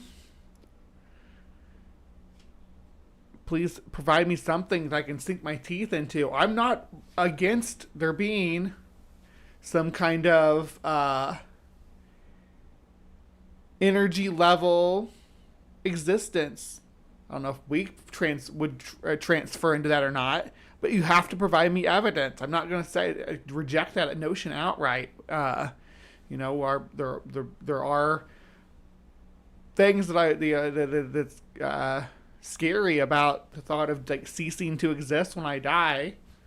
I don't want to live forever. I don't want to exist forever, but it'd be nice to know that like the energy that is me dissipates into something better, into something moving forward. I mean, that's why I like the Gaia hypothesis, because it means that, when I pass away, my body, the energy that makes me function as an individual goes back into the system. Like as I decay, as my body decays in the ground. That's why I don't want to be in a casket. I want everything to, all of my stuff to be reclaimed. Take me back, Mother Earth, and redistribute me among the life forms. That's what I want. Yeah, ectoplasm is just vomit. Ooh.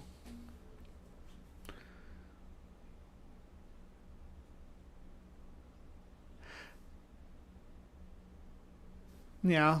I don't buy into Christian BS, but I do question some Hindu. Yeah. Well, I think that if there ever is going to become an understanding of, what happens we're going to have to look at it outside of a temporal concept at some point. But that gets really deep into it. Let some supernatural spiritualism woo run. Rejecting the skeptics. Oh, I've been rejected. I believe that it is extremely difficult to scientifically prove or record spiritual phenomena, particularly with the crude man-made nonsense such as cameras. This is because most of what transpires... Crude man-made concepts such... is that what he said? Let me rewind that. ...prove or record spiritual phenomena, particularly with the crude man-made nonsense such as cameras. Nonsense. Oh boy.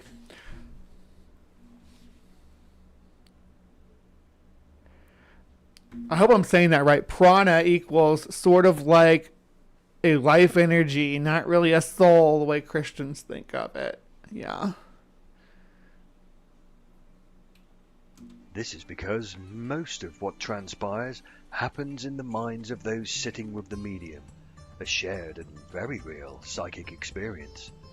As the camera is not alive, has no mind, and is separate from the circle, it necessarily follows that it cannot record anything spiritual. Of the cases of fraud, I'm sure that there are many that are the work of charlatans and theatre acts, but some may be the work of real mediums and spiritualists, desperately trying to portray something they have actually seen and experienced in a previous seance. A small act of dishonesty that in many cases may have destroyed their reputation. It's weak and weird. That's what it stands for. It's whatever weird topic we decided to cover. Sometimes it'll be like flat earth, young earth creationist stuff. Sometimes it's spiritual stuff. Sometimes it's alien conspiracies, lost civilizations, that kind of stuff. So just stuff that doesn't really fit into Cryptic Corner, but is still like 4TN or potentially 4TN. It doesn't have to be 4TN, though. It's just one prong of it. It can also be young earth creationist woo, flat earth stuff. Pandas aren't real. Hans Wormhat nonsense. I used to do, or I started to do individuals with just doing like the Fox sisters and stuff, but I've moved that over to a section that I call, or to a different show that I call Charlatan's Web, which is actually on Monday now. I moved Charlatan's Web to Monday from Friday. I just didn't, the Friday wasn't working for me. So it's on Monday now. And this week I have Stephanie Helms joining me. And we are going to discuss the Nubian UFO cult. So don't miss that. It's I believe I scheduled it for 7 Eastern on Monday. So if you don't got anything else to do, come hang out. We do shots on that show. We do. That is a drinking show. This isn't a drinking show. This is a coffee show. And I'm at a coffee, but. Charlatans Web is a drinking show, and I do alien shots for super chats as we watch a video about cults, about grifters, about charlatans, about snake oil salesmen, about grifters, everything from like we're gonna have Ben on doing the was the juice or the vegan mystic or something like that. It's like the celery juice guy. It's nuts. Then we'll do things like when I had Dave, who's listening but not interacting because he's up on the roof right now. when I had him on, we did Todd Standing, the Bigfoot grifter, and then let's see, we had Helen on a couple weeks ago, and we did Sylvia Brown, the alleged celebrity psychic. I did Ed and Lorraine Warren.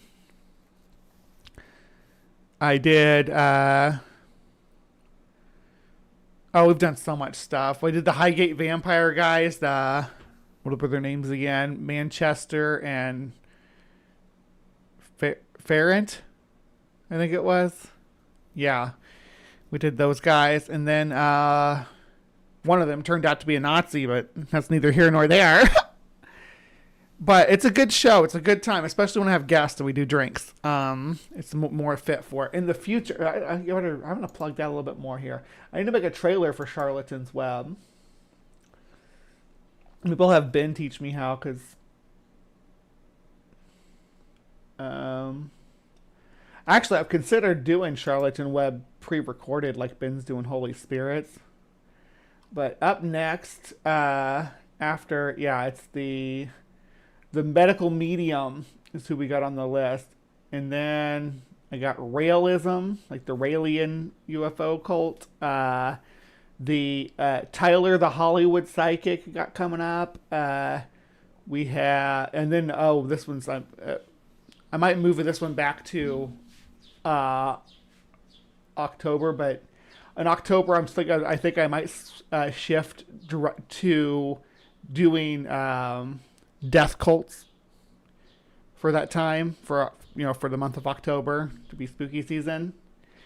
But yeah, I got Narco Satanico, which I was fascinated with when I was a little gothy girl, and you'll see why when we get into it. There's a lot of deep diving. I haven't even decided who's going to be my co-host on most of these yet.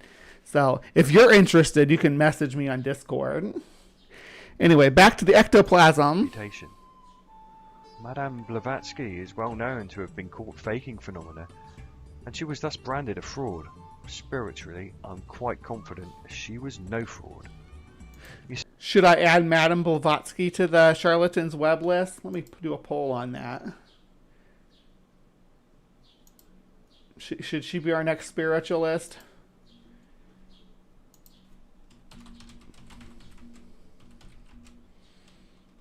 Blavatsky? I think I'm spelling that right. Let me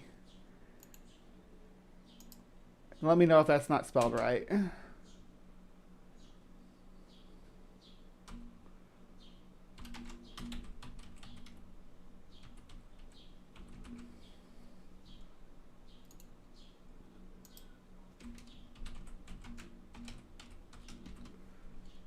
There we go. I like doing polls. Regarding the link, it doesn't always work, and renowned mediums throughout the ages have been put under a certain amount of pressure to perform, thus leading them to slightly dishonest practices to please the paying or the great and the good in attendance. Despite all of this, overall, ectoplasm remains an interesting and controversial topic. Are you sure about that? Look, every time that they're put under scientific scrutiny, they fall on their faces. And of course, everybody's going to vote yes. What am I even thinking doing a poll about that? 6 votes and it's all yes. So, paranormal studies and in the history of spiritualism. As a closing note, I wonder if the chaps at CERN have been scratching their large foreheads when confronted with evidence of ectoplasm. Perhaps they'll call it dark matter and record its value in giga-electron volts. oh boy. Because CERN conspiracy. All right. Don't worry, we're not done with the ectoplasm. We got more ectoplasm to come. We got ectoplasm coming. How you doing? From I'm Callan, and this Slap is Slap Ham. Ham. Today we're looking at the eeriest ectoplasm photos ever taken. So hit that subscribe button and get ready for more creepy content just like this. Slapped Ham is one of these, by the way, it's one of these big channels, like 3.54 million subscriber channels.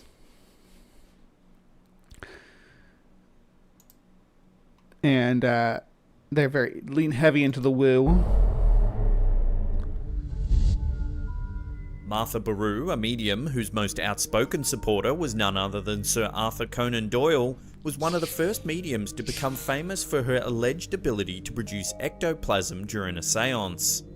According to mediums like Baru, ectoplasm could only be produced when the medium that one has was a in face on trance-like it. state. See, there's the eye, the eyebrow, and the nose, and the mouth. And then it's got the emo hair swiping over the one eye.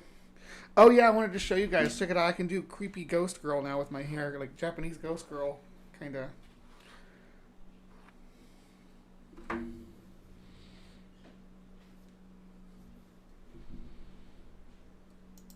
Communicating with the world of the dead. Typically, the ectoplasm would come from Baru's mouth, nose, or ears, as seen in her ectoplasm photos. The room had to be very dark, as Baru believed that contact with light would cause the substance. That's why I keep my room dark, so the ectoplasm can flow. If I do it like this, I look like the girl from The Ring.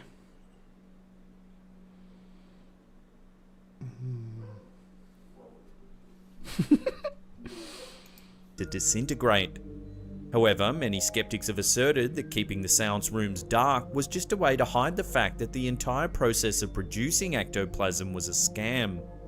Some fraudsters used gauze or animal organs to mimic ectoplasm. However, is that a squid? Did that woman swallow and regurgitate a squid? Hide the fact that the entire process of producing ectoplasm was a scam.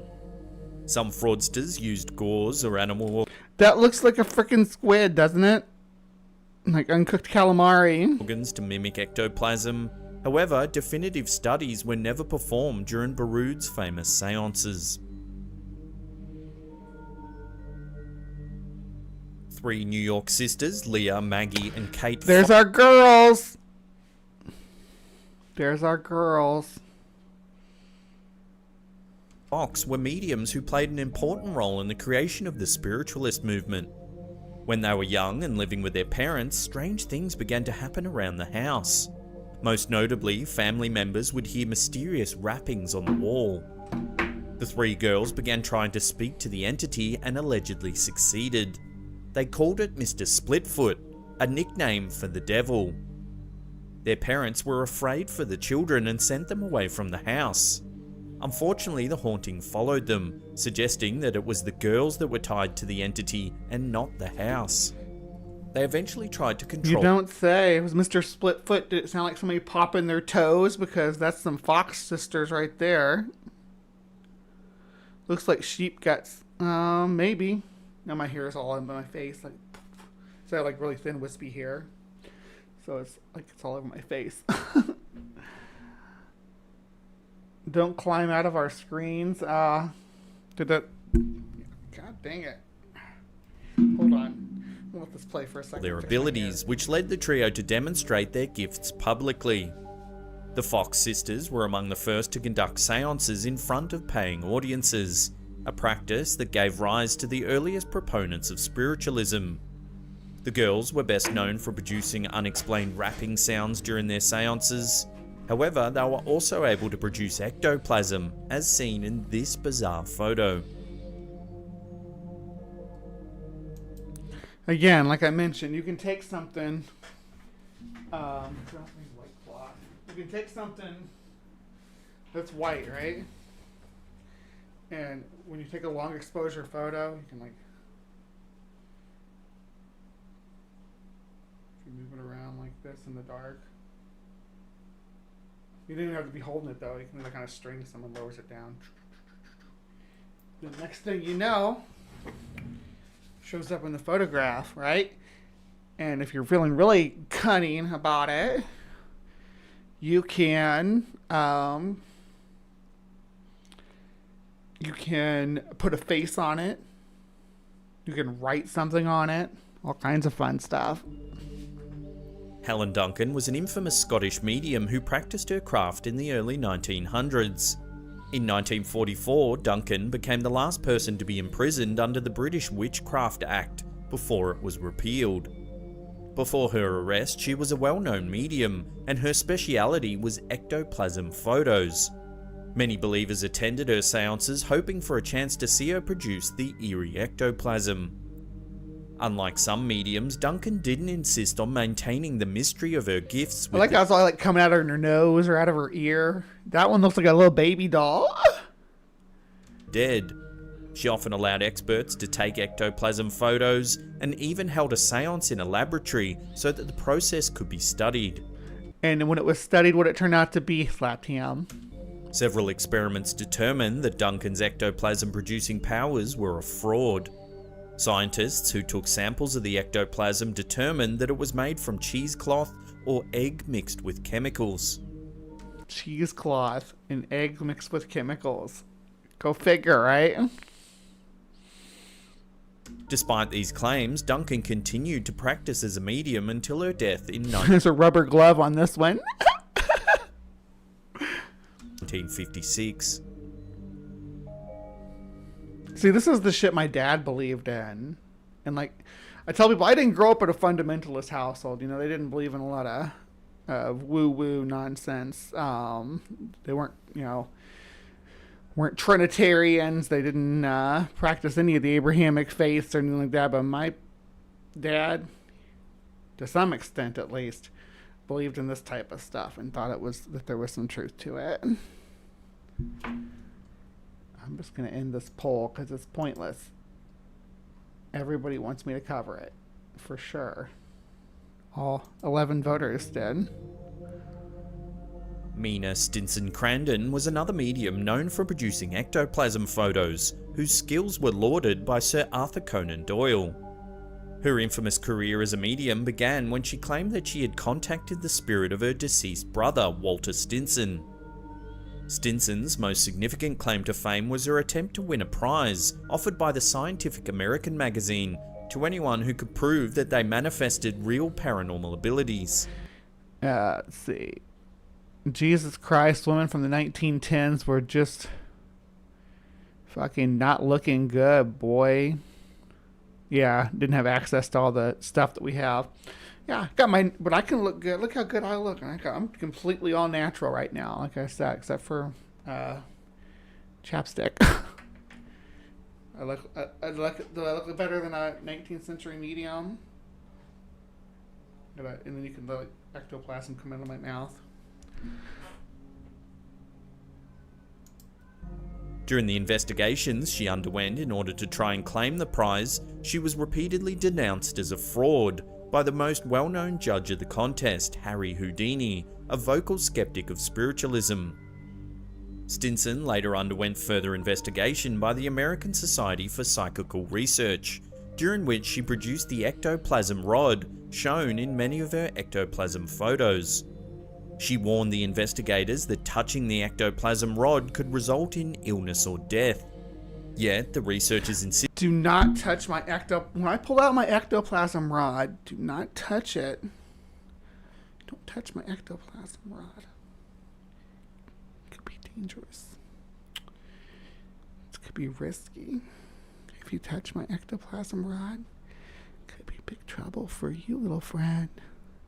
insisted on examining the ectoplasm and determined that it was an animal intestine stuffed with cotton and stiffened with a metal wire. Busted. That's why you can't touch your ectoplasm rod. Annie Harrison was born into a family of mediums. She had 10 siblings and every one of them claimed to have paranormal powers. However, only Minnie and her sister... If you touch the ectoplasm rod, right? Not only is he risking you, but it might go off and spray everybody. Everybody within spraying distance. You don't want to get blasted with the ectoplasm, do you? You want to get ectoplasmed? Agnes became successful practicing mediums. Minnie Harrison was known for going into trances during her seances and allowing the voices of the deceased to speak through her.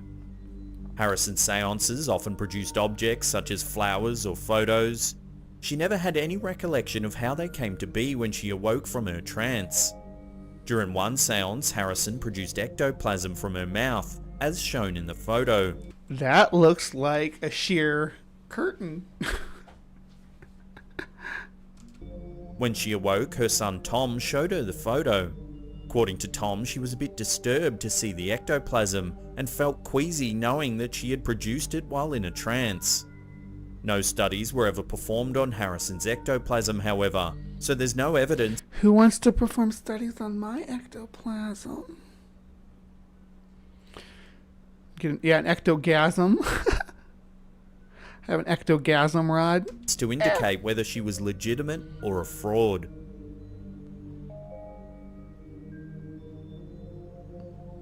T.G. Hamilton was a doctor and spiritualist who spent 15 years hosting seances in his home so that he could capture photographs of ghostly manifestations. What's his name? So that he could capture photographs of T.G. ghostly Hamilton. manifestations. We got more from him too. He captured thousands of photos throughout his lifetime of what he believed to be ectoplasm produced by mediums during seances. One of the most famous examples of ectoplasm from Hamilton's collection is this photo of an unnamed medium producing a smoky substance from her mouth and nose. A smoky substance, huh? Might it be smoke? Could it be smoke? It's like what we did the Woman in White, and those people were out in the wilderness of North Florida, I think they were. But regardless, they were like, ooh, look at that. There's strange mist flowing through, and I was like sitting there vaping. Look at the strange mist. According to Hamilton, the substance is almost certainly ectoplasm. Skeptics, however, believe that the substance is most likely smoke that the medium inhaled, then let slowly out of her mouth and nose. Some researchers have been able to replicate the photo using ordinary smoke, suggesting that this photo is indeed a fraud. Once again, we're looking at Martha Baroud, but this time under her alias Ava Carriere. Ava Carriere, often known as Ava C, was known for producing ectoplasm during her seances. As with many other mediums, was that paper mache? Known for materializing ectoplasm, Arthur Conan Doyle and Harry Houdini were publicly at odds over Carriere, with Doyle believing she was genuine, while Houdini called her a fraud. Houdini didn't believe anyone was genuine, and I think Houdini was right. Houdini was right should be a t-shirt. Or, what's his name? James Randi. Yeah, we're team Houdini and Randi. Carriere's ectoplasm photos were famous, such as this photo of her producing ectoplasm from her face. And in this photo, there seems to be a ghostly face materializing from the ectoplasm. Is it printed on the cloth, you think? Later research into these photographs seemed to determine evidence of wires supporting a piece of cloth, suggesting that the photos were fakes. Carriere was known for sometimes conducting her seances naked in an They're like a painting. Cover up them titties, though. Attempt to discredit rumors that she was a fraud. However, she was frequently accused of attempting to engage in inappropriate sexual activity with the guests of her seances, further tarnishing her reputation. Damn, girl. Keep your professional and personal life separate. Don't be trying to get dick down during your seance.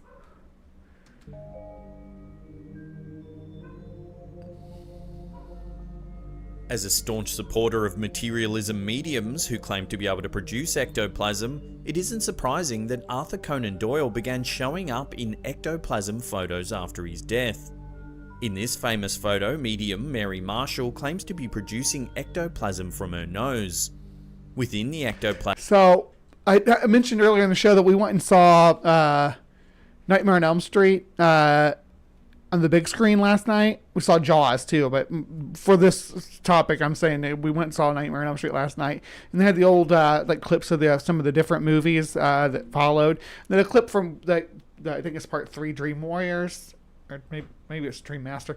Anyway, the one where there's the pizza with all the faces in it, and it looks just like this. It's like this looks like a piece of cloth with stuff printed all over it, and then cotton pulled over it, maybe. Are images of Doyle's face. According to Marshall, Doyle's spirit visited her during seances, and his spirit manifested through the ectoplasm that she produced. Parapsychologist Dr. Thomas Glendenning Hamilton studied Marshall's powers and believed that her claims to be able to produce ectoplasm were genuine. However, later studies of her photos indicated that she produced the substance using cloth, tissue, and cutouts from photographs to produce images such as the one showing Doyle's face. That's kind of what it looks like too, so yeah, checks out.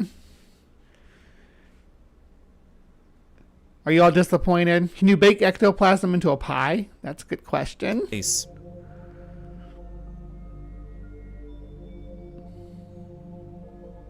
Although most ectoplasm photos on the internet were taken almost a century ago when producing ectoplasm was a common practice among mediums, the phenomenon still exists today. One example of ectoplasm appearing in a modern photo is this picture here, taken recently at the Los Angeles County Fair. Okay. A man took this photo of his young son while spending time at the fair. Only later, when reviewing the photos, did he notice the strange object hovering in the air next to his... Whatever it is, it's physically there. It's casting a shadow. It's not like a trick of the light or anything. There's something actually blowing in the wind across there, or an organism moving across there. I'm not sure what it is, but it could be anything. Like it could be like a plastic sack blowing in the wind. His hat. At first, he assumed that it was just a blur of light. However, the more he looked at it, the more he began to believe that the object looked too solid to be a light streak. He believes that a spirit must have been hovering near his son when the photo was taken, and or trash could have been blown in the wind at a carnival. If you think about if you don't think that's a thing, you need to watch the scene in Charlotte's Web where the rat goes to the carnival, because carnivals are famously covered with trash after humans leave. The fair is a venerable smorgasbord, smorgasbord, after the crowds have seen. So yeah, at some point these people are throwing the stuff around. left behind the ectoplasm that appears in the photograph.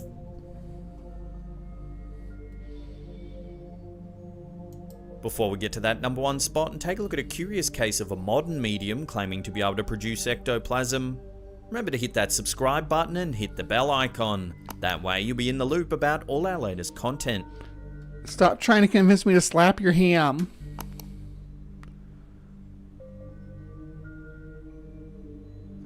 Spiritualism may be on the decline, but some modern mediums still produce ectoplasm photos that leave viewers scratching their heads. One modern medium known for producing ectoplasm photos is David Thompson. He currently practices his craft Are these the photos? Because these are not ectoplasm photos, these are Photoshop. Sydney, Australia. According to Thompson, he produces ectoplasm in his seances so that the spirits who visit can manifest physically and interact with the guests at the same. And that looks like plastic. Seances. The seances are held in total darkness, and Thompson conducts them while gagged and bound to his chair using plastic cable ties to discredit any plastic cable ties, damn boy. Claims of bringing your kink to work. Fraudulent activity. However, skeptics have noted that plastic cable ties are fairly easy to escape from, so in the complete darkness of the room, it wouldn't be difficult for him to slip out of his bindings. In fact, fellow medium Gary Mannion once caught Thompson in the act of faking ectoplasm. In the middle of a seance, Thompson was caught pulling a cloth out of Oh my gosh, Jura, that's brilliant. Marie Curie could have gave them some radioactive elements that would have glowed. Really sold it. Like my pendant glows. It's not glowing right now though. It glows really bright when I'm at my prime, which is not during the day. It reflects how much power I have at any given time and what I can direct that power to, because I'm a sorceress. Pants to use as fake ectoplasm. Cheesecloth. If you want more scary photos, then check out these two. Alright, and we had some of these that I remember one of you guys sent these to me. In 1918, Dr. T.G. Hamilton of Winnipeg, Canada, began researching the paranormal through seances and mediums. The following authentic photographs were taken by Dr. Hamilton over the course of his investigation.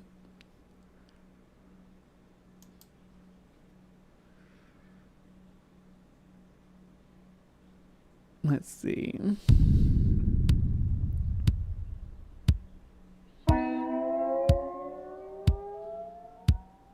Levitation. Ooh.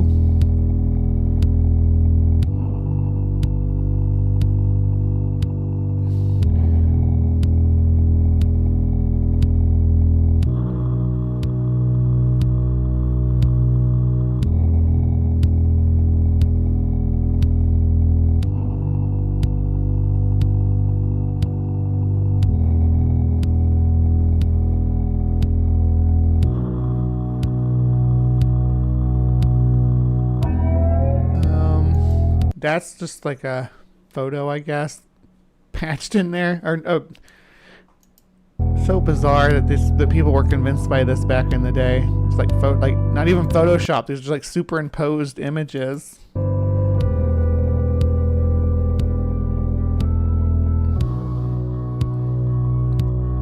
Teleplasm.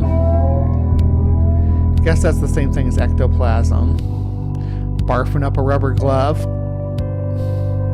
Putting jumbo shrimp across your face in the dark. That's what I'm gonna do. I'm gonna just put give myself a jumbo shrimp mustache.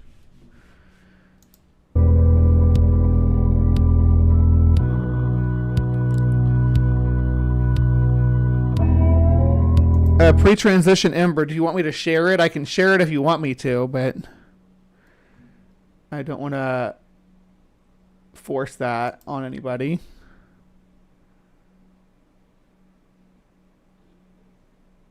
So you let me know. I'll share it if you want me to. All right, I'll share it since you said go for it. Pre-transition ember, but yeah. Spooky. Spooky.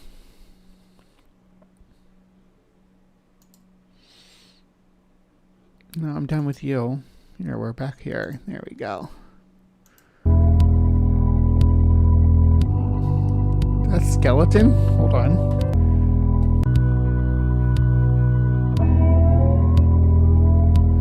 Is that bones wrapped in cheesecloth? Or something like that?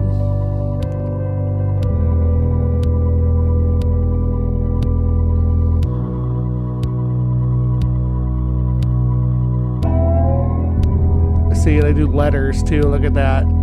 Get to spell messages for you. Why not just get a Ouija board at that point? Why is everything outlined in white? There's some cheesecloth. Oh, you know what it is? I just realized.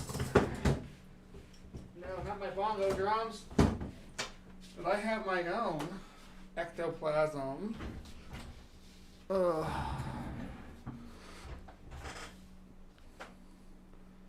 Oh.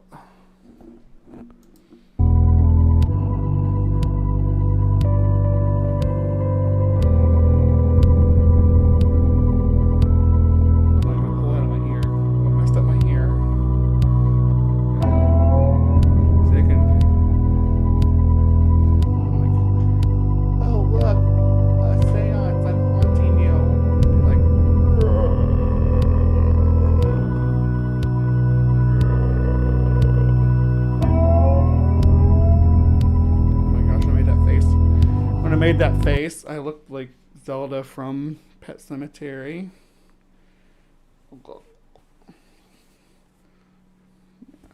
Pulling the ectoplasm out of my titties. It's titty ectoplasm.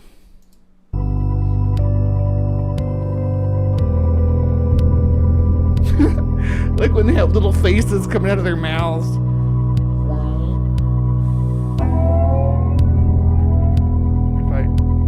Just right. I hope it won't stay. It's too heavy.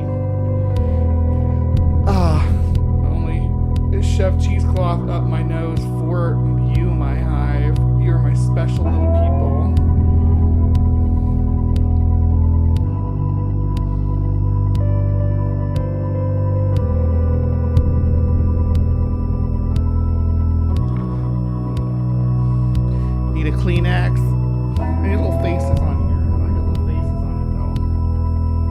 do I get little faces on my cheesecloth? Oh look. Got it. Here's what we're gonna do. Ah, the Pringles man is coming out of my nose. The Pringles man, he's coming out of my nose. Oh God, no. Not the Pringles man. Oh, you gotta take pictures of this. Oh, hold on, if I can get it to stay. How do you get it to stay in my nose? I guess I'd need to like clench my nostril. I don't have that kind of muscle control over my nostrils. That's why it wouldn't have been a good medium for faking ectoplasm, because I don't got the nose muscles to hold it. Maybe I can do it in my ear. Well, I got stuff in my ear right now. Hold on. Okay, so we can do, yeah, just kind of wrap that back around itself. We can do Pringles man. No, we gotta piece the right way, Pringles man. Pringles man come out of my ear. Oh, there he is. Yeah. Oh. Take your stills. Ectoplasm. There you go. That's how that works. Were you all convinced by any of these ectoplasm photos and stories and folklore, fake lore? What do y'all think? Am I possessed by ectoplasmic entities? I'll be like She Slimer. I'll come slime you. I'll slime right through your wall and slime you. Anyway, yeah, that's gonna be our weekend weird. If you're into that sort of thing. If you're into that sort of thing, that was our weekend weird. But definitely there was more. I just didn't do it. Like let me show you. There was like, I had this pulled up. Science of the Soul, Library of the Untold. We will visit this channel because it's an absolute woo farm. Oh, and they're live right now, opening mail. Live right now, opening mail. But look at their topics that they do. I mean, you got Mars, woo. You got ancient civilizations. It's mostly like forbidden science and stuff, but some spirit science crap too, of course, because you got to mix that in. Oh, and some guitar bandito on acoustic done fairly poorly.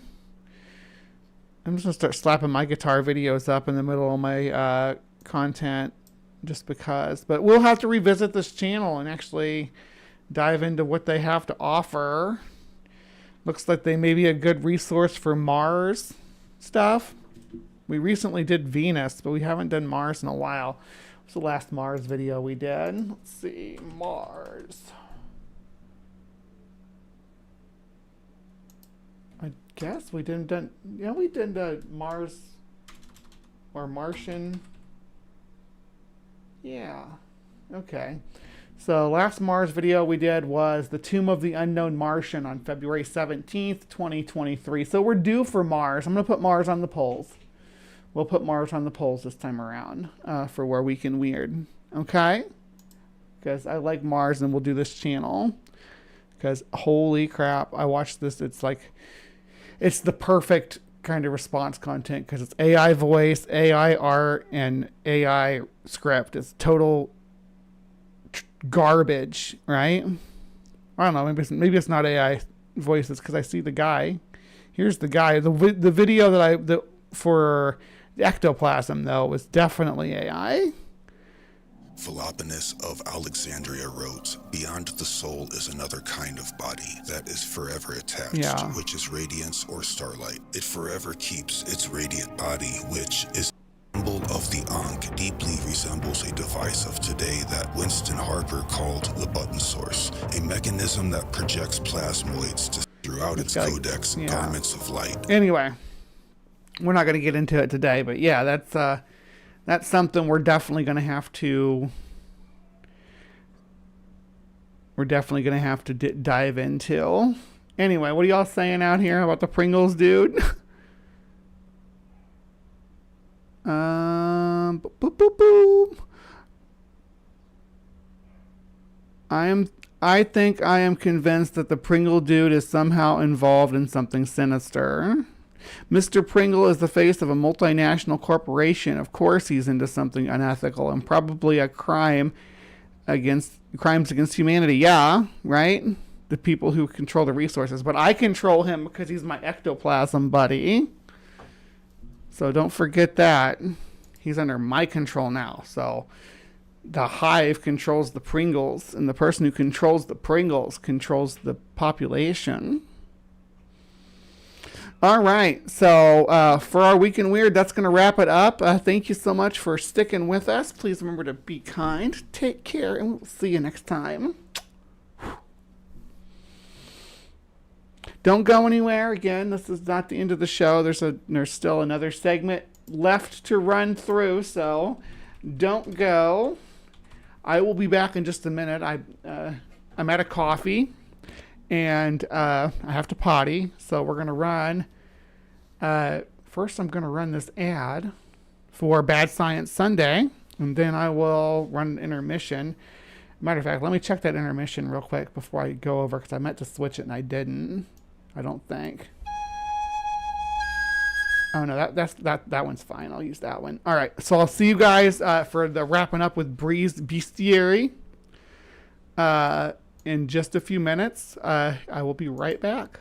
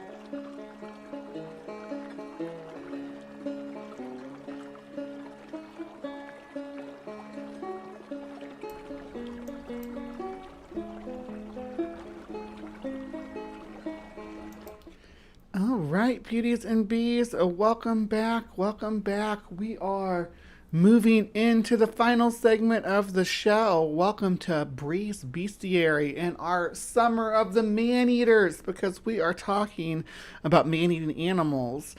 And when most people, when they say man-eating animals, one that pops into, like, pretty much everyone's head is a shark, right? And perhaps the most prominent shark that's going to pop into your head is going to be the great white shark. But it's not the only shark that's known to attack people. So today we're going to go to when animals attack. And we're going to look at a famous case involving a tiger shark, because great whites are not the only sharks that will munch on a person.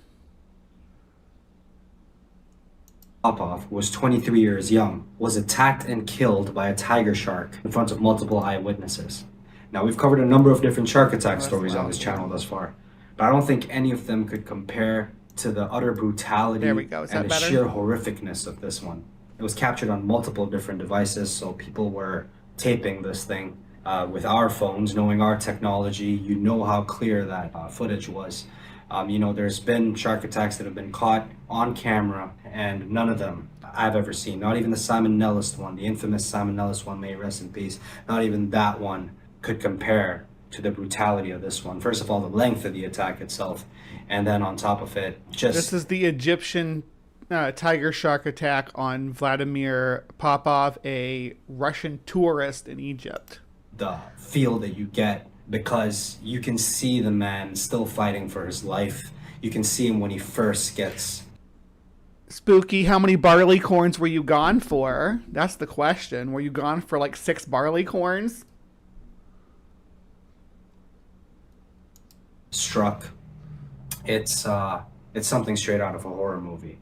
So Vladimir Popov was the man's name. He was 23 years old. So it happened at Dream Beach, Sheraton, once again. Multiple eyewitnesses. Taping it with their phones. Like they have a spool of tape inside their phones. They were recording it, yeah. Witnesses were watching this. So it was Vladimir and his girlfriend who had actually entered the water. And then not long after they swam out a little bit, Vladimir gets struck by a tiger shark. Now you can see in the footage that Vladimir had been swimming in one of the pieces of footage, which was the most gruesome one, because of that beach looks freaking nice too. Of restrictive purposes, because this is YouTube and they have... Okay, only 9 barley corns. That's all right. If it got into the double digits on the barley corns, we'd need to have a private conversation backstage. And we'll see if you're really committed to the Church of the Hive, like we need you to be. Censorship here. I'm not going to be able to post that video here, but what I will do is I'm going to post it to Rumble, where you can watch it for free, and I'm going to post it to my Patreon as well, at When Animals Attack X Uncensored. This is stuff that was available. This is a video that was available in the public domain. I found it on an Indian news site. So once again, this is stuff that was already available. I didn't go out of my way to find it. It's been, a lot of people have seen this footage already, so just in case you haven't, I'm going to post a link in the pinned comment for you so you can check it out.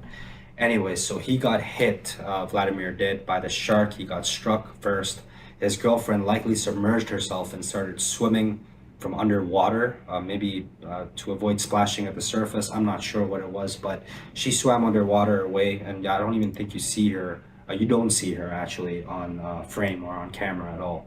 Now, Vladimir's struck, and when he does get struck the first time, he was definitely, I'm pretty sure he was bitten, but he was still alive, and you can see him try to swim for his life. And this is all... You don't want to get bit by a tiger shark. Oh, they got freaking horrific teeth. I'm trying to find if we can find a video that's not graphic and not on X or Reddit. Let's see. Okay. I understand. All right. Being recorded from like 3 different phones, and I'm sure more phones were turning on cameras were turning on. I'm watching it as over time real went on. quick while he talks. So essentially, once the shark took its first bite, it started circling him a little bit, and then it goes in for the second one. And during that time, of course, local authorities are trying to come over to him to save him, but when it came in for the second one, they were obviously too late, because now you can see probably the biggest struggle I've ever seen so clearly, and it's not in a Hollywood movie, of a man being killed by an apex predator, as in a shark in the water. It was just blood everywhere, and you can see him flipping and trying his best, like maybe to hit it or whatever it was, but splashes everywhere. This thing was huge. Holy crap. You can see his fin compared to him. I don't think I can show this, but I will if you have the stomach for it, okay? Do not click on this if you don't have the stomach for blood and for, like, real...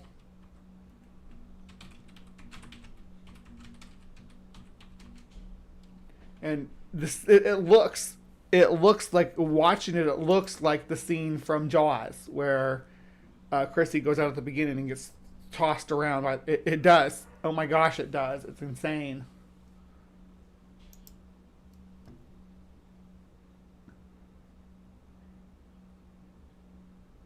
Oh my gosh. It was like 3 of his heads. Yeah, the water was all bloody around it, and it was a nightmare all around to even witness. So just imagine being in that. And he was just 23 years young.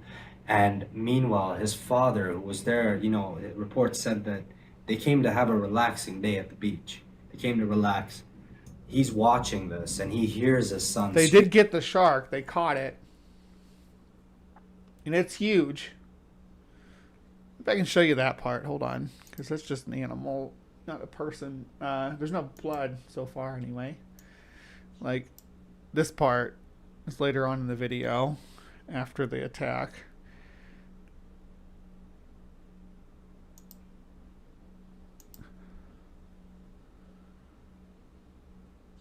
So tiger sharks will kill you.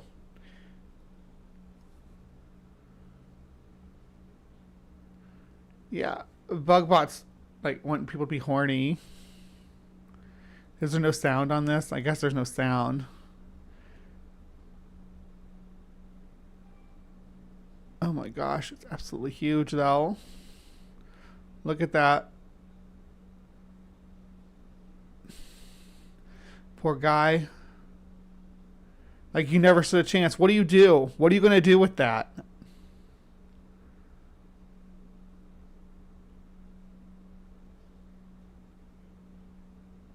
Yeah, the photos do not prove this was the shark involved. It could have been a different shark, but this one's huge. Anyway, let's go back to the guy describing the story. Screaming, Papa, Papa, Papa, come help me, or whatever it is. But he's literally screaming for his father to come help him, Vladimir is. And you can't even imagine, you know, I can't even imagine as a father myself how traumatic that must be. To see your own son being eaten, you know, and there's nothing you can do about it by a shark, you know. It's like, anyways, so I will get back to Yuri Popov, who's his father, in a moment, but I will tell you that that bloody scene right after the shark finished attacking that second. Ember says, when you cross a tiger with a shark, you're bound to get some serious toothage, for real. They call them like, and they talk, there's a tiger shark in Jaws too, though, the one that gets blamed for the attack, for the attack on the kid, but it's not the right shark. It's the one that Brody and Hooper cut open. They sneak out and cut open in the middle of the night when they're drunk. And then they get on the boat when they're drunk and drive around the harbor while they're drunk. And then Hooper gets his diving equipment out while they're drunk and goes diving underneath a boat that's found derelict in the... they do a lot of stuff while they're drunk that they shouldn't, and he's the chief of police. The shark, it's like a little bit still for a while, and then the shark circles in one more time. Vladimir at this point he's motionless, and he was severely injured, or he's on his way to passing away. And suddenly the shark then comes back, and then it takes its finishing blow. There's more splashes. It like viciously even took his body, right? And you can hear some eyewitnesses saying it's coming back for his remains. It's come back for his remains. It's eating his remains. It's over. I mean, that's how macro-predatory sharks hunt, though. They hit ya, right? And then they swim away and wait for you to bleed out and come back and eat you. It's like a tactic that they use. He's gone. for mammals. And it's just something straight out of a horror movie. Like I'm saying, it's the third time I've said it. Literally does look like something out of a horror movie. If you didn't go watch it, it's rough.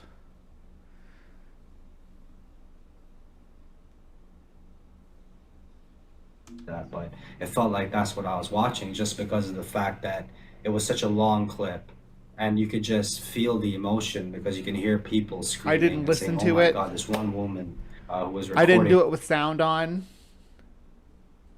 I'd only ever seen parts of the clip that they'd shown on the news.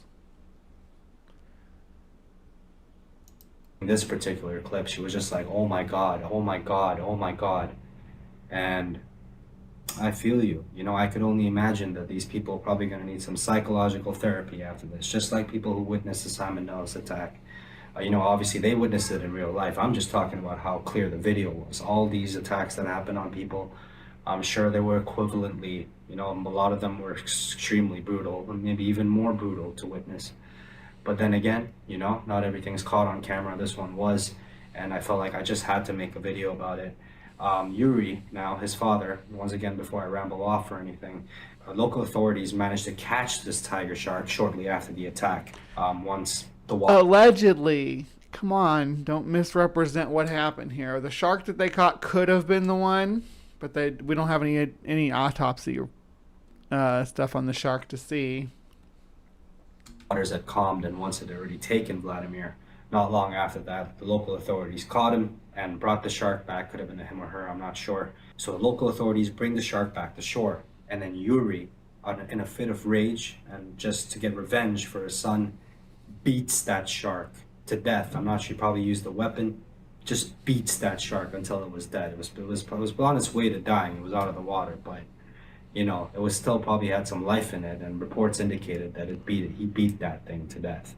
You all might think I'm a sick person, but I'm thinking poor shark, because I was like, oh, there's a thing swimming in my territory, doing the stuff I eat usually does. I'm gonna go eat it. Oh, oh, yum. The next thing it knows, it's being drug out of the water and suffocated and beaten to death. Just for following its animal instincts to hunt down prey. So the shark did end up losing its life to a human, and it took a human's life on the same day. So that's, you know, an eye for an eye in this situation. A very tragic situation all around, especially for the Popov family. I can only imagine what that's like. It is a tragedy for the family, right? And I'm not saying they didn't need to kill the shark, because maybe killing him, having to put down a man-eater has been standard practice throughout human history, right? I still got my ectoplasm here I'm playing with. But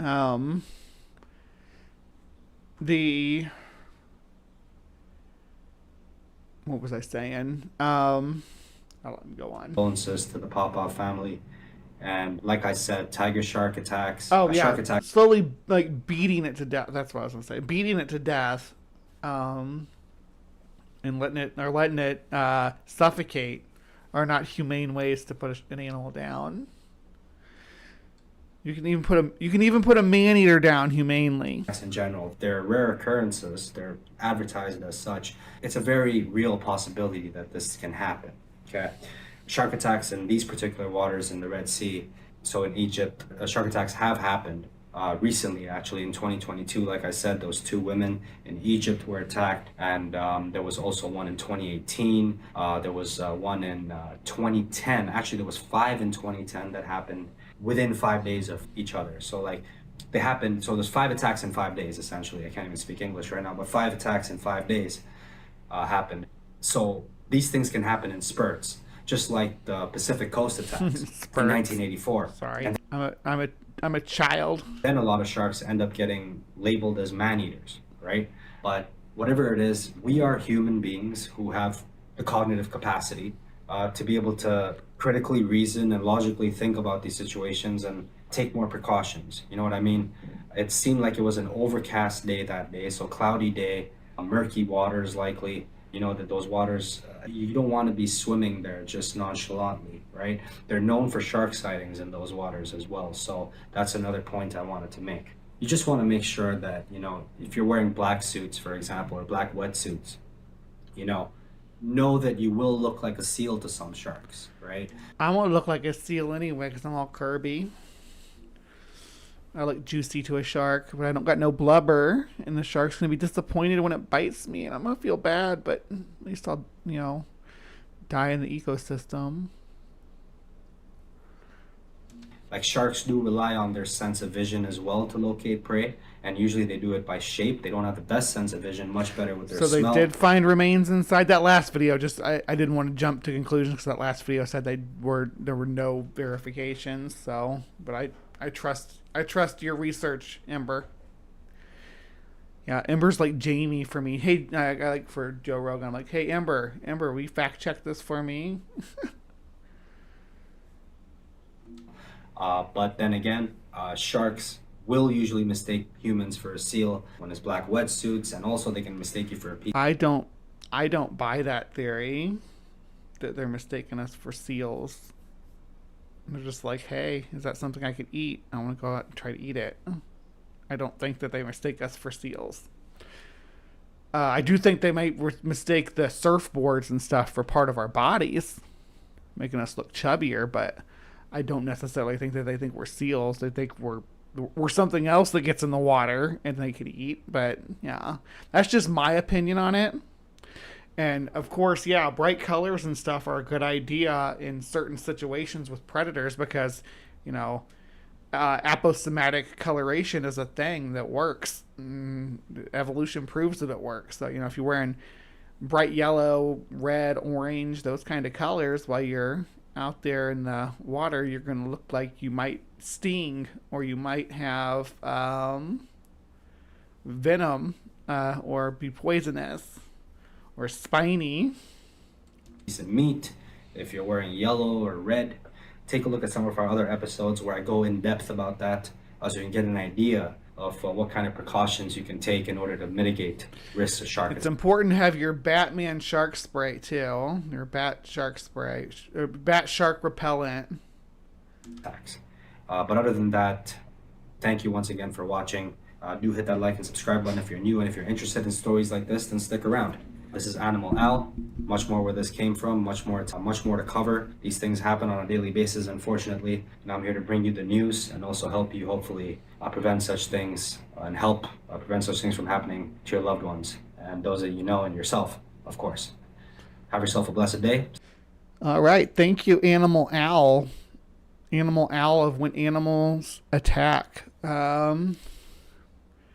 Appreciate ya.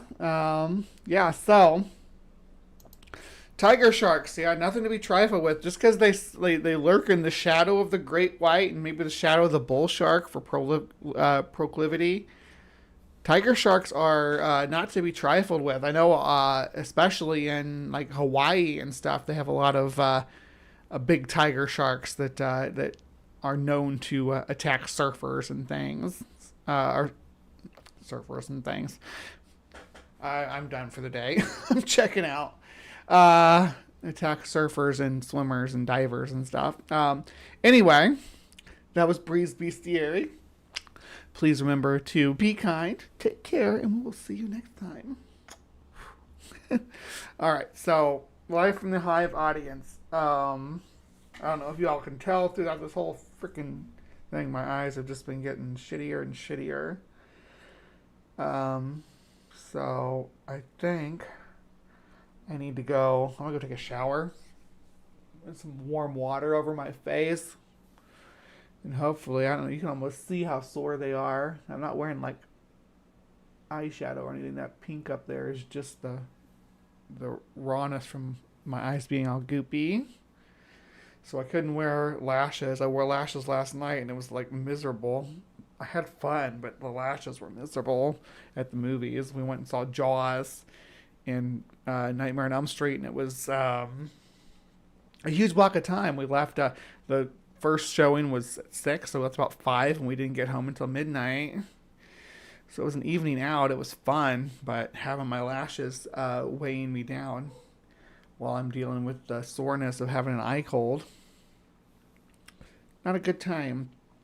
So I'm glad I was able to get through the show, though. So we did the Nandi bear, and then we did the ectoplasm, and then we did tiger shark attacks.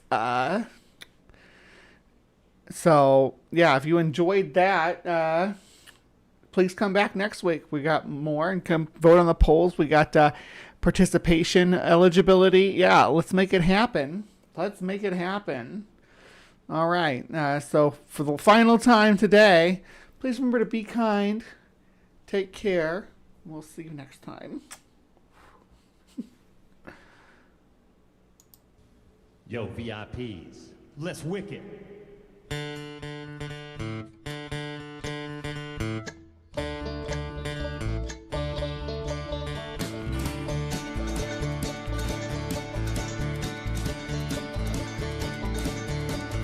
Alright, stop, collaborating, listen. Ice is back with my brand new invention. Something grabs a hold of me tightly, flows like a harpoon daily and nightly. Will it ever stop? Yo, I don't know. Turn off the light. I glow to the extreme. I rock a mic like a vandal. Light up a stage and wax a trunk like a candle. Dance, bum rush, speaking that boom, killing your brain like a poisonous mushroom. Dead bed. When I play it on melody, anything less than the best is a felony. Love it or leave it. Better gateway, better hit bulls like the kid don't play. If there was a problem, yo, I'll solve it. Check out the hook while DJ revolves it. Ice, ice, baby. Vanilla ice, ice, baby. Vanilla ice, ice, baby. Vanilla ice, ice, baby. Well, now that the party is jumping with the bass kicked in and the Vegas are pumping, quick to the point, no faking, cooking MCs like a pound of bacon, burning them, we're not quick and nimble, go crazy when I hear a cymbal, a hot top with a souped up gimpo, on a roll, time to go solo, rolling in my 5.0, rack top down when my hair can blow, girl is on standby, waving just to say hi, did you stop? No, I just drove by, kept on, pursuing to the next stop, busting left, headed in the next block was dead, yo, I continue to A1A, Beachfront Avenue, girls were hot wearing less than bikinis, rock man lovers driving Lamborghinis, jealous, cause I'm out getting my shade with a gauge of vanilla with a 9 ready for the jumps on the wall, jumps at the nail cause I'm full of 8-ball gunshots, ranged out like a bell, grabbed my 9, all I heard was shells falling on the concrete, real fast, guns in the car, stand on the gas, bumper to bumper, avenues packed, try to get away before the jackers jack, police on the scene, know what I mean, they passed me up and running on the dope beat, if there was a problem, yo, I'll solve it, check out the hook while DJ revolves it, ice, ice, baby,